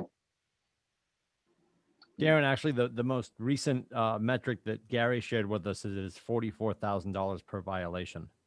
Oh, okay, so it's gone up. I mean, I can probably speak freely for Nathan Dickey, ROP. He's not showing up with his checkbook, so. And you're also, Bobby just rolled her eyes. Yes, he would probably not write that check. And more importantly, you are going to run into people who put their flip phone from 1932. They listed that number 75 years ago on do not call, and that is stuck in their head. So we're not going to get into a verbal wrestling match when we get on the phone with somebody and they say, hey, I'm on the do not call list. That's as soon as we hear that from anybody, even if you're checking your notes and they're not on the do not call list. I appreciate your time, Mrs. Bovee. I'll update my notes. Have a great day. We are off the phone. I mean, you can stay on the phone if you have 44 grand kicking around, to Darren's point. Above and beyond that, we are exiting with grace. Yes. As they say in career visioning, get off the phone. Well, anytime that you talk to anybody, okay, that you don't know, you never want to get into an argument. You never want to get into a verbal fight. Something like that comes up, best to just cut bait and move on, okay? But anytime you're talking to somebody, just doesn't pay. You know, nobody ever wins that fight anyways, so, okay? So to the point with the smart plans here too, like I said, you can both add people to a smart plan or you can add smart plans to people. So if I go into the contact card that I have here, I've got smart plans, all right? I've got ones that I've already added. If I click on add to smart plan, I can take this one person and the 18 plans that I have here, I'm going to come up and I can select any one of these and add them to that as well. So there's two different ways of essentially adding the smart plans to your contact or vice versa, okay? All right. Now command tries to be as user-friendly as possible, okay? But sometimes there are tricks and tips and things like that. So again, to Jen's point, you know, reach out to your tech trainer in your market center or team leader and get more information on each of these. Yes, it can be overwhelming, but what we're also doing is we're showing you the power of command. Okay, we're only talking about two little subsets here of the icons that are on the menu, but just think of all the other things that it can do. And you're going to learn more and more as we go along. Okay, as you go through Ignite, all right, you're going to see that there are, you know, there's just so much potential to the system. And once you really tap into it, it's really, really going to be good and can help your business tremendously. So, okay. Any questions on this part right here? Nope. Okay. Jen, was there anything else, or Tim, was there anything else that you wanted to cover, at least in command at this point? No, I think it's a good overview for sure. And again, I cannot implore more just to go talk to your leadership, especially your tech trainer, about this stuff, because they have a wealth of information. And by the way, I posted the link to our YouTube channel in the comments. We have so many trainings for command, and we break it down into each one of those applets. So like your contacts, we break it down to your designs, to smart, like all of it is in there for training. So if you guys have time in your calendar, time block half-hour snippets to watch these videos, because they're a wealth of information and they'll give you those little nuggets you need to continue to move on with the command system itself. All right, absolutely, absolutely. I have a question. Mm-hmm. Now that I have my 499 contacts so far in command, when I was just thinking about leads versus not leads, I have the idea to put everybody who I haven't had a conversation with about that I'm an agent and how I can help them. I should mark them all as leads, which is the majority of them. It would be like 480. And then as I have those conversations, take them out of lead and think of them more as a contact. Do you guys think that's a good strategy, or do you have any comments about that? Yeah, I mean, I think that's exactly how to do it. You know, until you actually know what their real estate future holds, they're a lead. If you haven't had that conversation, they're a lead. When you talk to them and you identify that, and it could be, well, we're not going to do anything. You know, we just moved into our house or something like that. That's fine, but you've had that conversation with them. So I don't know, Tim, Jen, what do you guys think? Yeah, I mean, everybody at some point is going to look to buy, sell, invest, or rent in real estate, right? They need they need a home of some type. So I absolutely agree with that. Everybody should be a lead, and we should be nurturing them. And in the cultivate stage, figuring out where they are. You know, if they're 6 months out, if they're 3 to 6 months out, 0 to 3 months out, whatever it is, figure out what their lead type is. Yeah, I honestly, and Darren spoke about this earlier.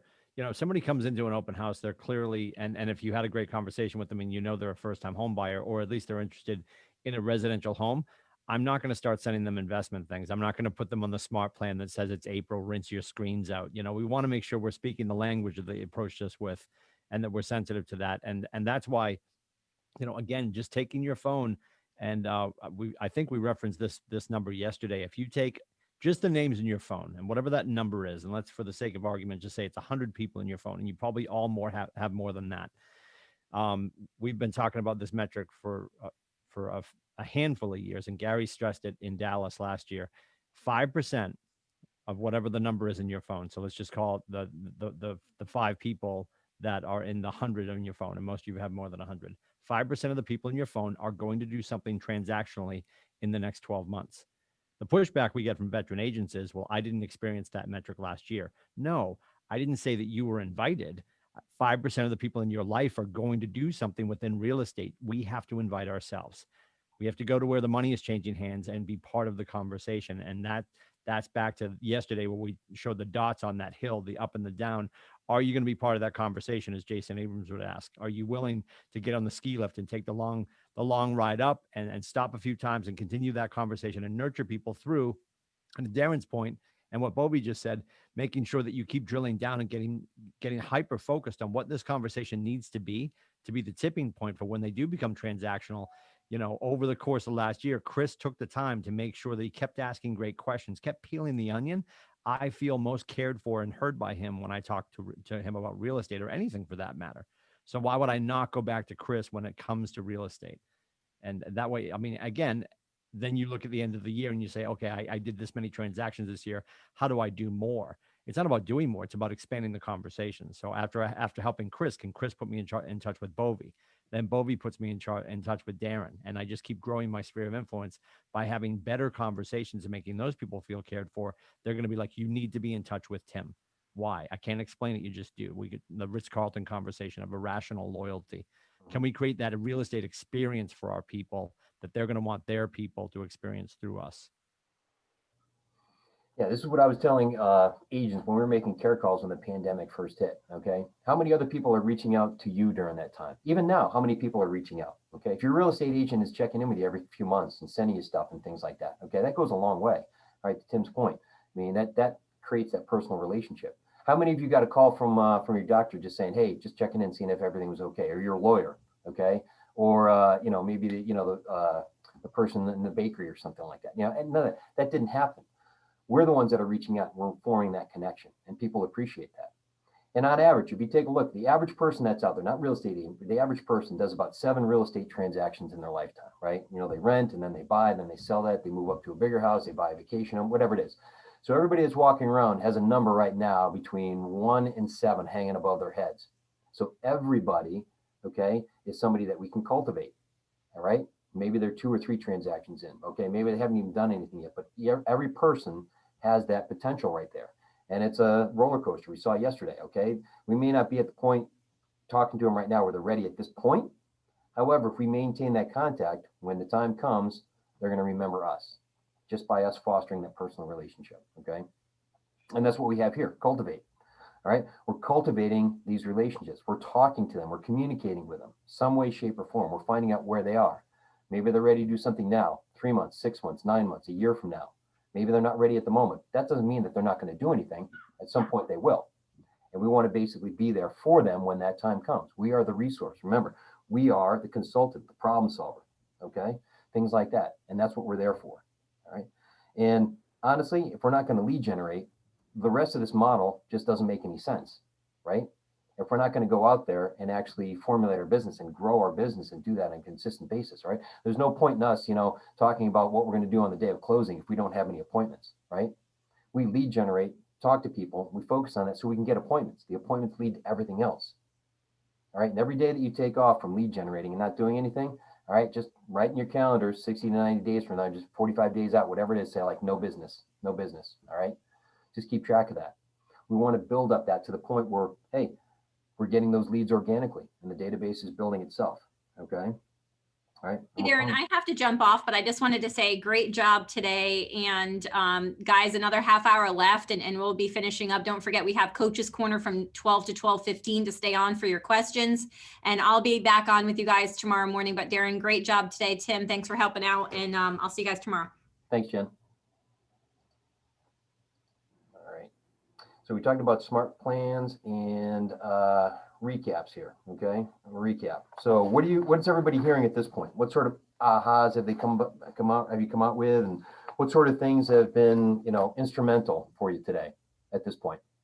I had aha regarding the leads and adding to the sales pipeline, because I think, being brand new to real estate, my thought of leads was, buyers, potential buyers, that I've spoken to. So I like that kind of put it in a better perspective for me.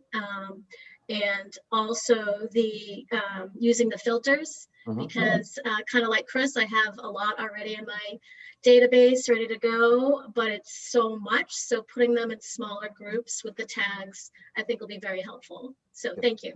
Sure, absolutely. What else?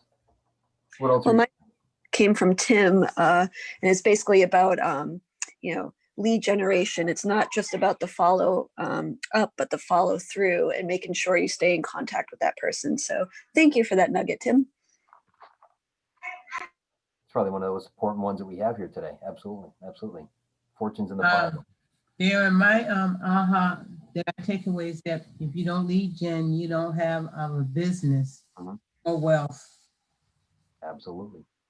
And lead gen doesn't have to be sales. It doesn't have to be salesy. All right. You're just talking to people. You're communicating with them. All right. You're offering up your services and your help. They have a real estate issue. That's the thing. And having that daily discussion, that daily contact with, people in your database, people people you don't know. Okay. It's going to help you to build your business. Right. If we work in a corporate job, we come in at 9 o'clock, we know what our job is. Okay. We leave at the end of the day. We've done our job and we move on to the next day. All right. In order for us to be successful in real estate, we have to build up that schedule. We have to build up those habits. So we wake up in the morning, we go into our office, wherever that is, and we begin our day. All right. Some people like lead generating in the morning. Some people do it in the evening, whatever it is. As long as you're doing it and you're getting that habit and you're consistently doing that, okay, you're going to grow a business, a substantial business, right? Like I said, real estate is boring. All right. A big part of it is boring because we're lead generating the whole time, but we can't enjoy the fruits of that work, unless we don't take that first step. Okay. Every amazing thing that we do in our real estate business will lie in the mundane, to Darren's point. It's going to feel like 8 a.m. to 11:59 a.m. every day is brain damage. And as your coaches, and I know Darren feels this way too, my job as your coach, Darren's job as your coach, is not to keep you from banging your head against the wall. It's to make sure you're banging your head against the right wall. There's that core four that Darren was talking about. Invariably, people probably had something they leaned into in 2019. It was their one thing. They could create a lead at will. If you're a veteran agent, you know what I'm talking about. You're like, I know if I do this morning, I will probably book my face at a kitchen table this week. Then 2020 happened. What a pleasure, right? And we had to change the way we behave differently with everything we were doing. If you were a networking person and you were out kissing babies and shaking hands, that changed. We still network. You were probably moving your networking meetings to a Zoom call, but that interpersonal connection you had with fellow heartbeats in the room changed. So making sure that you do, you shouldn't have 10 things that you do every week. You're going to lose your mind. Figure out what your skill set is. Figure out the 3 or 4 arrows that are in your quiver that you can shoot on a regular basis that are going to work for you. Because as we move into lockdown 15 or whatever this year brings for us, you're probably going to have to change the way you behave yet again. And there's some skills that we built last year that are going to serve us this year. And we're going to have to develop some new skills as well. So to Darren's point, having that one thing, I mean, if I heard anything today, Darren, it's do something. Like just do something. If you're doing lead generation every day, you will be successful. If you think about lead generation every day, you'll have a lot of deep thoughts. You won't have any fruition, right? We just have to get into activity every day. So figuring out what makes sense for you.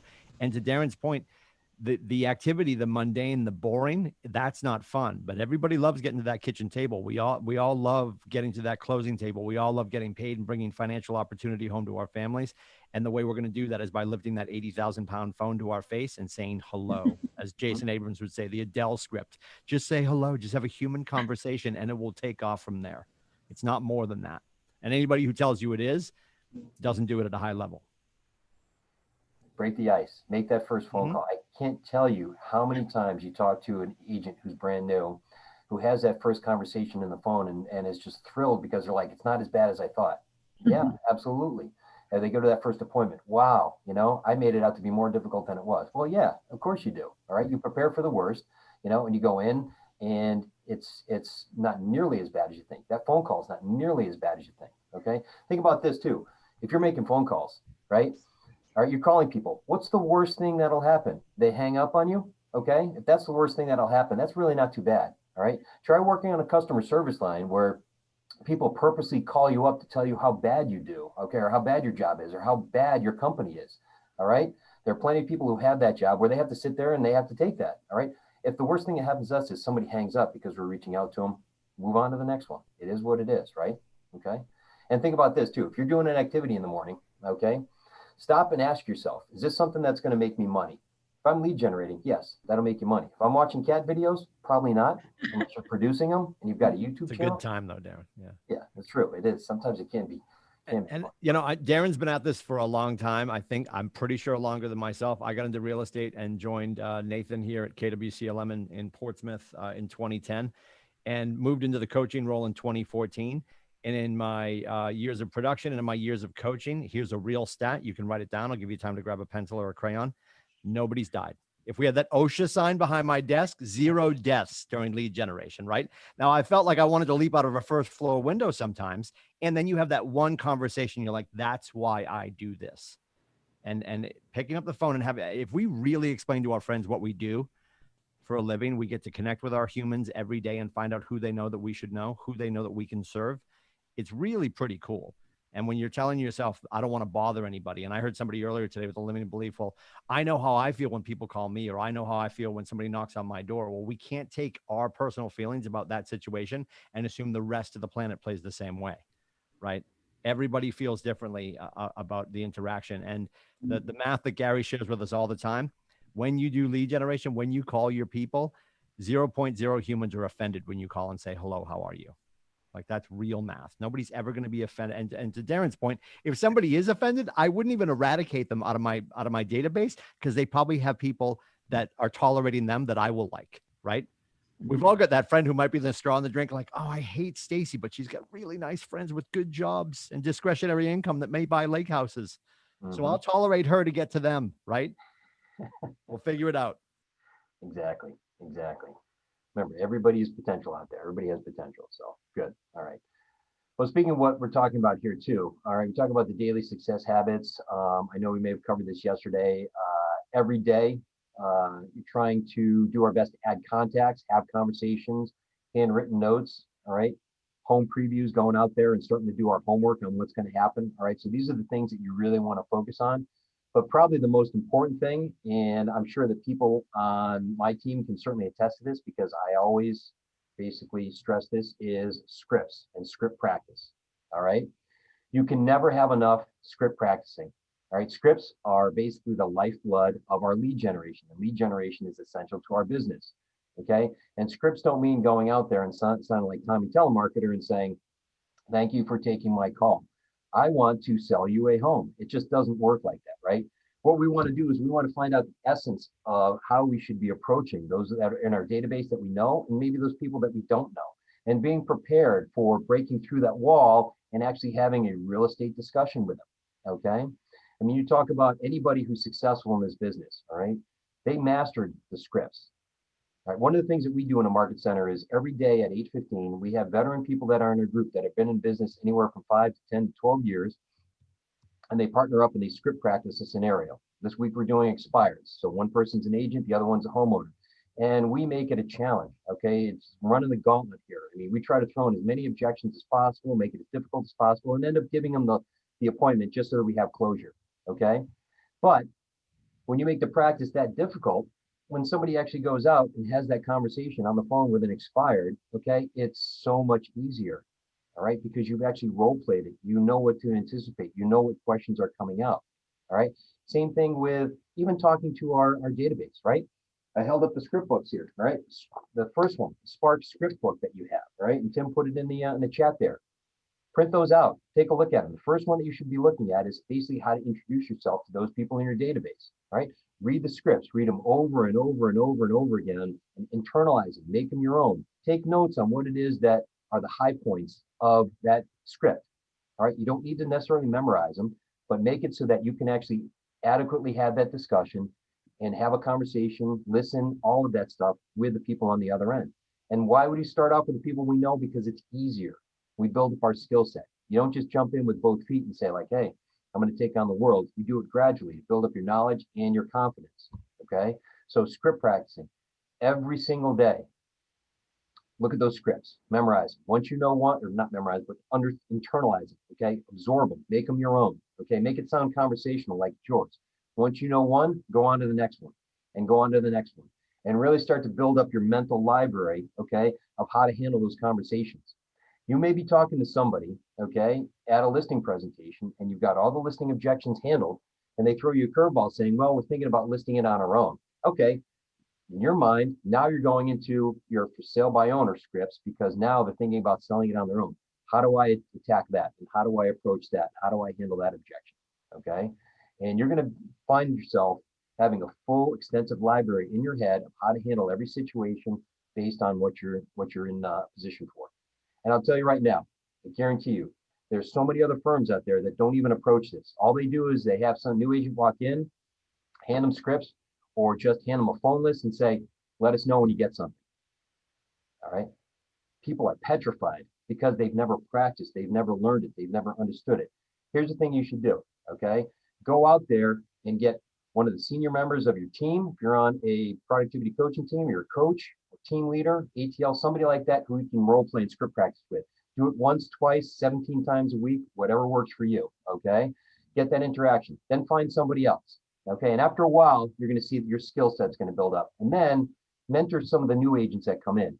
And what you're gonna do is not only are you gonna reinforce what you've learned from the senior agents, okay? You're gonna be able to pass that knowledge to somebody else and make somebody else feel comfortable, all right? And beyond that, there is no better education than actually taking action. Once you make that first phone call, whether it's somebody you know, whether it's a for sale by owner, an expired, anything like that, okay, you break that ice, you will feel so much better. You're going to realize it's not as bad as you think, okay? And that's the best way to grow substantially in this business, okay? All right? You can't sit there and be deathly afraid of it. The reason why you're deathly afraid of it is because you haven't practiced with anybody and because you don't know what to say. Learn the scripts, make them your own, practice with other agents, senior and maybe junior, depending on where you are and how long you've been there, and then go out and do it. Take the action. That is the biggest part of the learning experience. I can still remember my first listing appointment, okay? I remember exactly how it went down. I remember the first for sale by owner call, first expired call, all of that. After that, everything becomes a blur because at that point, all right, I feel better. I know what's going on. It's not as bad as I thought. I'm prepared. Here we go. And if you don't know, don't lie. Just say, great question. Let me get back to you on that. That's an acceptable answer. All right. Now, is anybody currently script practicing? Does anybody do this right now? Anybody have a script partner or anything like that? I'm going to say one thing, Darren. I use a phone. My experience is I don't wait for people to script practice with because I'm never available. I always have an issue with that. I've got a phone, I got a mirror, I got KW scripts. I practice them. I listen to how I sound. I look in the mirror and see my facial expressions. and I get better at it every day. If I have somebody to practice with, then I will. Good. Okay, that's great. Hey, you're taking initiative. That's the important thing right there. You're taking initiative, right? We've got 140 people that are still on this presentation right now. Okay. Great way to reach out to people that are in there. Start forming smaller groups. Okay. Groups of 2, 3, 4 people. All right. And gather up as many people as you can. I script practice. I used to script practice with somebody up in Nova Scotia, somebody out in Pennsylvania. You know, I still do it. All right. Athletes. All right. They don't get up to the pro level and then give up on practice altogether. Right. They still practice. Actors, you know, they don't just jump into a movie role saying, yeah, I got it. I don't need to practice. No. I mean, doctors practice medicine, the lawyers practice law. So practicing is just innate to this business. And do it every single day, whether you've been here 10 years, 20 years, or 10 days, 20 days. All right. It's essential to this. And that's going to help you with your lead generation. You're going to have a lot more success if you actually practice and take that part. Okay. Just to jump in on that, there's the saying, practice makes perfect. I like to go with practice makes permanent. Mm-hmm. Absolutely. Yeah. So if you know, that's the thing. It's like we're a very script-based job here and very repetitive in nature. So it's the things that you do every day that are going to make you successful. So practice doesn't make perfect. Practice makes permanent. Yep. And make sure too, you practice with purpose as well too. All right. If you get to the point where neither side is actually getting benefit from that, move on. That's why it's good to have multiple script partners and then rotate through. Ask new people to do it. Okay. And if there's senior agents in your office and they don't want to do it, well, you know, that's fine, but find the ones that do. Okay. Everybody should be script practicing, and all of the ones who have built their organization up, even if they're a team leader, they still do it. Okay. I think it was MAPS coach Bruce Hardy. He's actually an operating principal out in the Pacific Northwest. He said amateurs practice to get it right, professionals practice to never get it wrong. Yep. Right. And it's not about having slick words and you know and coming across as perfect. It's about, honestly, scripts are the tool that allow you to listen at a higher level.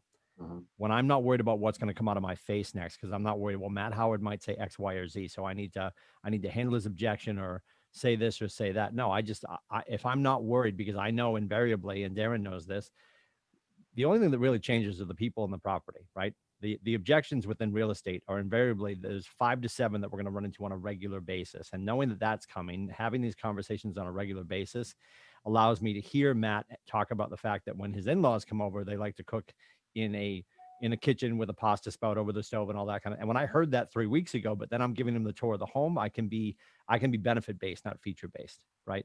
And I can really connect with him, and he felt heard and cared for, and that's going to create a deeper connection. So it's really about knowing what you're going to say next so you can listen at a higher level. And people don't want to sound scripted because, you know, they don't, well, this doesn't sound like me. Darren's probably heard this a million times too. Yeah, I appreciate that, Darren, but this doesn't sound like me. Well, of course it doesn't. And I'll say this with love. Of course it doesn't, stupid. You're reading it for the first time. The first time we all read a script, it doesn't sound like us. But think about your favorite movie. I use this analogy all the time with my agents. Think about your favorite movie and think about where that movie transports you to emotionally. It's because they internalize these words so they could exercise them and emotionalize them and take us to a different place. And that's when it becomes effortless and it becomes a language of sales. And if you are poking around the MAPS website, language of sales is a phenomenal class that will beat this into you the way it's been beaten into Darren and myself. The scripts are the lifeblood of what we do to serve our people at the highest possible level. Absolutely. Absolutely. And if anybody's interested, reach out to me, send me an email. I'll send you the link, the Zoom link that we have for our 8:15 script practice with our veterans. And then we also do it again at 9:15 for the newer agents, where we break down what that 8:15 call is all about. And we actually do a little bit of role playing there as well too. So if anybody's interested in that, just let me know as well. But what questions do we have here? Because I guess we've got a few more minutes before noon, but what questions have come up? Where do you find more scripts beyond the Spark scripts and the Elemental scripts? Where do you guys get your scripts? Bold is the best place for it. So if you attend Bold, you'll actually get the scripts that are prevalent. And I got to tell you, people have done Bold 5 years ago. They still use the same scripts. Okay. I would also say too, just go on the internet and do a search. A really good resource is Jeff Glover, who's out of the Michigan, one of the Michigan market centers out there. He's got what's called Glover U, or Glover University, Glover. I've heard of him. Yep. Yep. I met him at family reunion, and he stood up on stage with a couple thousand people in the audience, and they just threw objections out, and he was just handling them, rattling them off one by one. He's got a lot of videos out there, plus he's got his own scripts that he's basically taken from KW and Bold, kind of slimmed them down, but that's also good. But don't overwhelm yourself, because honestly, if you start looking where, you know, XYZ company out here has the best scripts for calling expireds, you're going to pay the money, you're going to get it, and you'll look at it and say, well, this is exactly what I learned in Bold, and this is what Jeff Glover is doing. So there's no real like distinction or difference. Just stick with keeping it simple. Bold is the best one, and then and going from there. So thank you.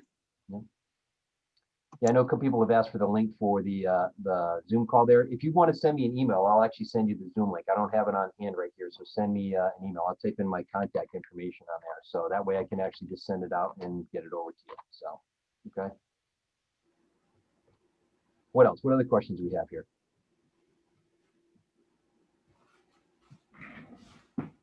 Did we manage to cover it? I don't. Did you? I just wanted to go back to the do not call list. That asks for it asks for a registration, like a person that's registered with them in order to access it. So is that something that we're going to get through our market center, or how is it that we access that list? You know, that is a good question. I think that's probably something you might want to talk to your broker or your TL about. I know for us, for folks in our office, we actually subscribe to a service that actually will scrub the data versus the do not call list, but everybody is different. Every market center is different. So, Kelly, which market, where are you? I'm in 463, which is Coastal Lakes, Keller Williams Coastal Lakes and Mountains. Is that New Hampshire? Is that? It's Portsmouth. I work out of the Wells office, but yeah. Yeah, so at least I just registered for my do not call yesterday. I'm in Massachusetts, Central Mass, North Central, 737. In my orientation paperwork, there's an explanation of how to go about the do not call registry. So if you have that, I would just check through there. If not, reach out to your team leader. It's on the do not call registry. I mean, at least in my paperwork, it said to register as an individual. But there's a step-by-step process in your orientation packet, at least from my team center, my market center. So if you don't find it there, I would just check with your team leader to make sure. Thank you.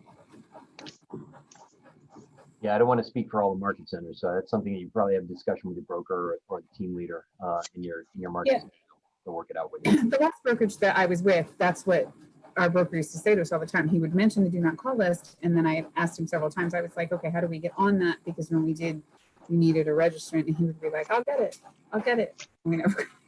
I just wanted to. Yeah. Sure, there's so many people that are so helpful in our center, so I'm sure. Oh yeah, yeah. KW is known for being helpful and having the support and the resources and everything. You won't find it at any other location. I can guarantee you that.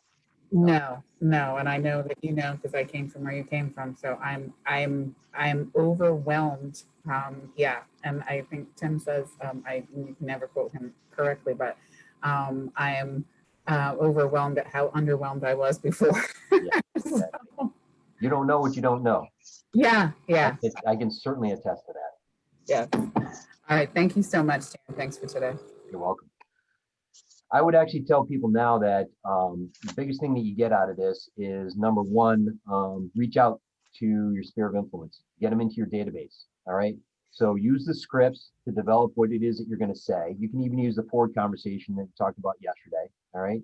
Develop those scripts in your own way. Reach out, have those conversations with people. We got the 6 ways of communicating, right? Calling, texting, email, old school mail, social media, face-to-face, any one of those ways. Talk to them, have the conversation, find out where they are, get them into command, okay? Set them up on smart plans. So do that with everybody that you know, get everybody set, and then work on the people that you don't know. But for right now, work on the people that you know. Focus on it. It's practice, it's a test. It's a way for you to actually build up your skill set. Okay, you're going to build it layer.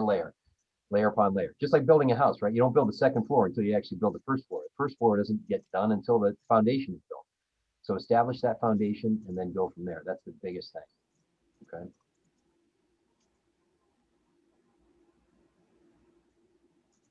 We all good? Anybody have anything else? Wow. Okay. That's good. That's good. Well, if you have questions that come up after the fact, if there's something that I covered that you need me to elaborate on or something specific, you have my contact information. Email me, call me, text me, whatever it is you want to do. I'll be back on some other classes here and there, but you know, things come up after the fact. So if you think of something tomorrow, next week, whatever it is, you want to email me, talk to me, call me, whatever, by all means, I certainly happy to talk to everybody. Thank you, Darren. It appears as of today that we finally fixed our Zoom issue. So we'll see you back here tomorrow at 8:59 for session number 3. Have a great day. And again, as Darren said, if you need help from any one of us, you know where to track us down. We'll be back here tomorrow. If you have any questions, we can hang out today, but it looks like everybody is starting to peace out and go to lunch. I'll hang for a few more minutes if anybody has any questions. Otherwise, have a great day and we'll see you tomorrow. Have a great day. Thank you guys so much. Thanks, everyone. Appreciate your time. Appreciate it. Thank you. Darren, what area of Connecticut are you in, if you don't mind me asking? I am looking for some agents to in the southern, southeastern part of Connecticut. I have a huge family and friend and work database down there, and so I have a lot of people ask me a lot for specific people. I, of course, always love to give the office, and I'd like to reach out, but if there's anybody specifically in that area, or if you're in that area, I mean, I have your email here and I can send you that, but I just wondered if, I thought I heard you say something about Hartford, I just wasn't sure what area you were in. Yeah, I mean, we pretty much cover everything but Fairfield County, to be honest with you. So I know that there are people, especially in the central part of central and eastern part of the state that are around there. There's a couple people right around here. Might be, I think somebody in the chat, Jessica Darling, posted on there. But I could certainly put you in touch with somebody. If you know that, like the town, the area, and everything like that, let me know. Yeah. Put you in touch with someone. Yeah, New London County, Waterford, Waterford specifically, Waterford, Groton, Old Lyme, that area, right? Oh yeah, is what I'm looking for. Okay. Yeah, if you don't All mind, right, I will send you. send me a quick email, unless somebody else reaches out there, but send me a quick email, I'll put you in touch with somebody. Great, thank you. You're welcome. Hey, Darren, I got a quick question for you. Yeah. What I did to add to my database was I pulled up a town. I live in Warwick, Rhode Island. Okay. So I'll pick a town, I'll say Warwick, for example.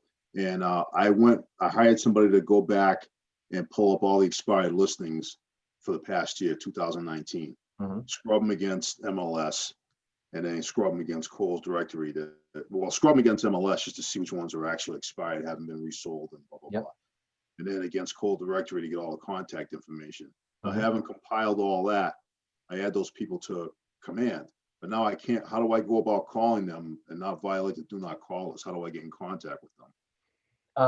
Well, that's got to be scrubbed against the do not call registry, and there may be something in your market center. There may be a source in there. Okay. Your broker or your team leader may know of a way to do that, so that it's most effective. I think there's a way you can go in there and do it one number at a time, but that might be very time consuming. But check with the folks in your market center. Maybe there's a resource that you can use that allows you to do that on a much larger scale. Okay.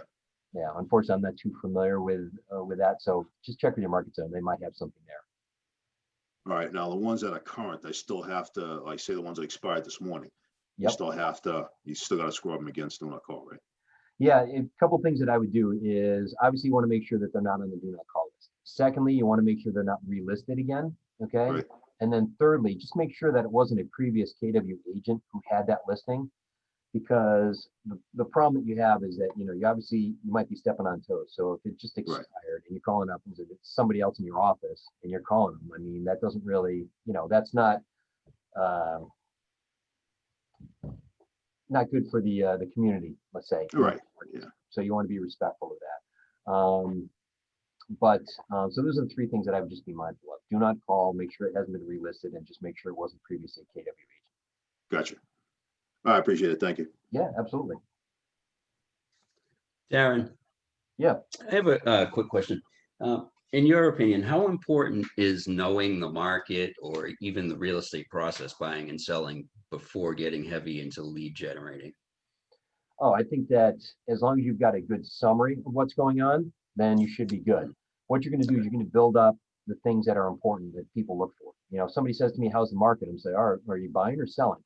You know, that's the first thing. You know, whereas before when I first started, it'd be like, well, the market's good. Right, right. But thing that I do is I'd go into MLS, and if there's a town, county, area that you want to be known for, okay, and that's going to be your niche, go in every day and just find out what's on the market, what's sold. For our MLS, we have a thing called Fast Stats, and it's just a one-pager that talks about house, you know, sales statistics. I have a tough time with that word. Sales statistics for that town, either at end of month or end of the previous week.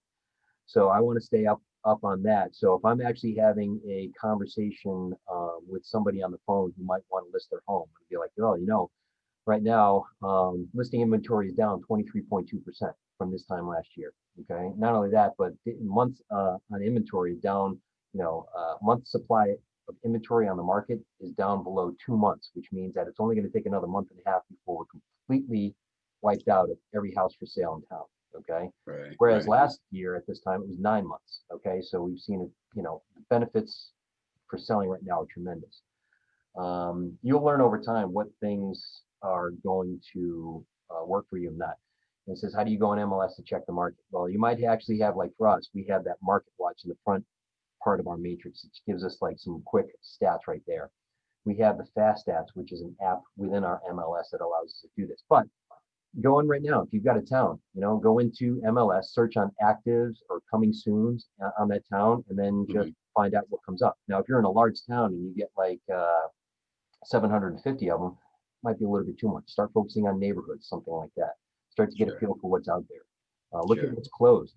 Look on average how long it's you know, like if you actually get a list of closed properties and you select them all, and sometimes you can do like just a report. What it'll do is it'll take the average of what's on there. So now you have a general idea of things that have closed in the last 6 months and what people are looking for. So it's going to come with time. Yeah. Thank you. Yeah. And then the process itself, like how to buy and sell. All right. I don't know how many of you have done this, but on your phone, all right, download the KW app. KW app is phenomenal. It's your digital business card. In there are home buyer guides and home seller guides. Now you can go and you can customize them through command. We won't get into that, but just generically, it talks about the process of buying a home or selling a home. Now, when you learn how to use this, you'll be able to actually customize the one for your clients. And as each step is taken, you can check it off on their phone so they'll see it so they don't have to ask what's next. But just for our purposes, right?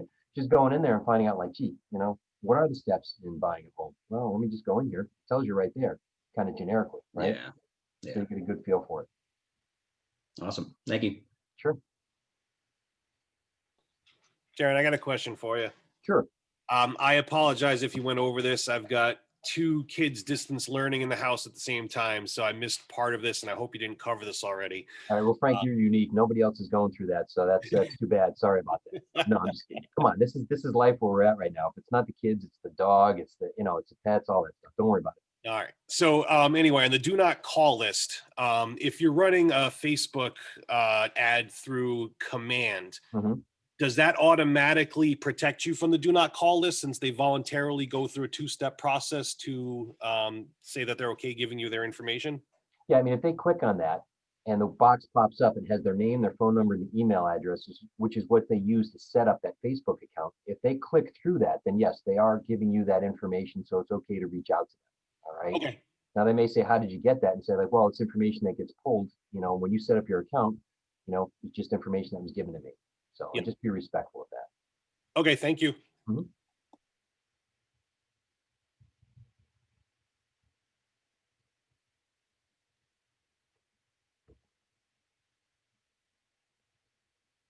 Anybody else? Anybody have anything else that they curious about? Real quick. So to check the market, we access that through the Keller Williams website, or where do we access that from? If you're checking the market, MLS is the best resource because you've got up-to-date data right there. That's why when people say like, yeah, I'm going to go on Zillow to check homes. Well, you know, Zillow is an offshoot of a website, and they get information that's not up to date from MLS. If you want up-to-date information, you want market information, go right to the source. Go to MLS. You can run reports. You can you know, check on things that are active, things that are closed. There might be actually pre-canned reports that are in there depending on which MLS you're a part of. So all that information is right there, right at your fingertips. When you say check right on MLS, how do we get there? Which MLS are you a part of? Which state are you in, or which market center? I'm in Massachusetts. I'm at the Newton Center one. Okay. Have you taken a course yet on how to use your MLS at all? No, I know I have like a 2 o'clock appointment with the tech guy today to set something, but I'm not sure if we'll be going over that.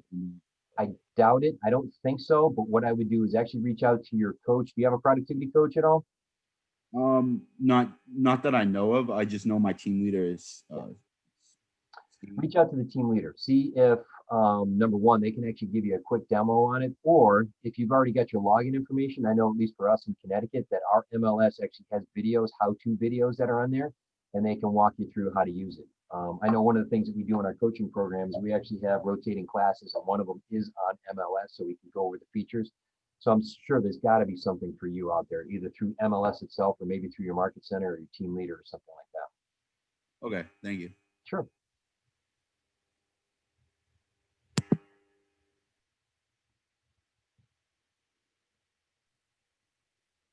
Thanks, Darren. That was awesome. Good. You guys have a good day. Thank you. You too. Enjoy. Bye. Thank you. Bye, Jessica. Thanks. Take care. You too.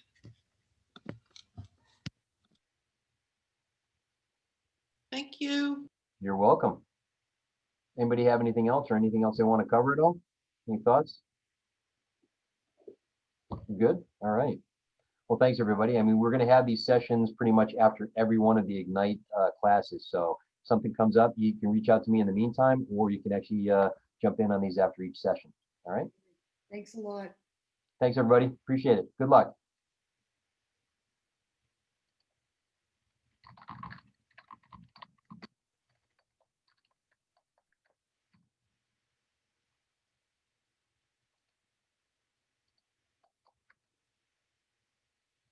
If anybody's looking for my contact information right there, just send it. Rhonda, I think you were looking for it. You just sent that out there. So, all right.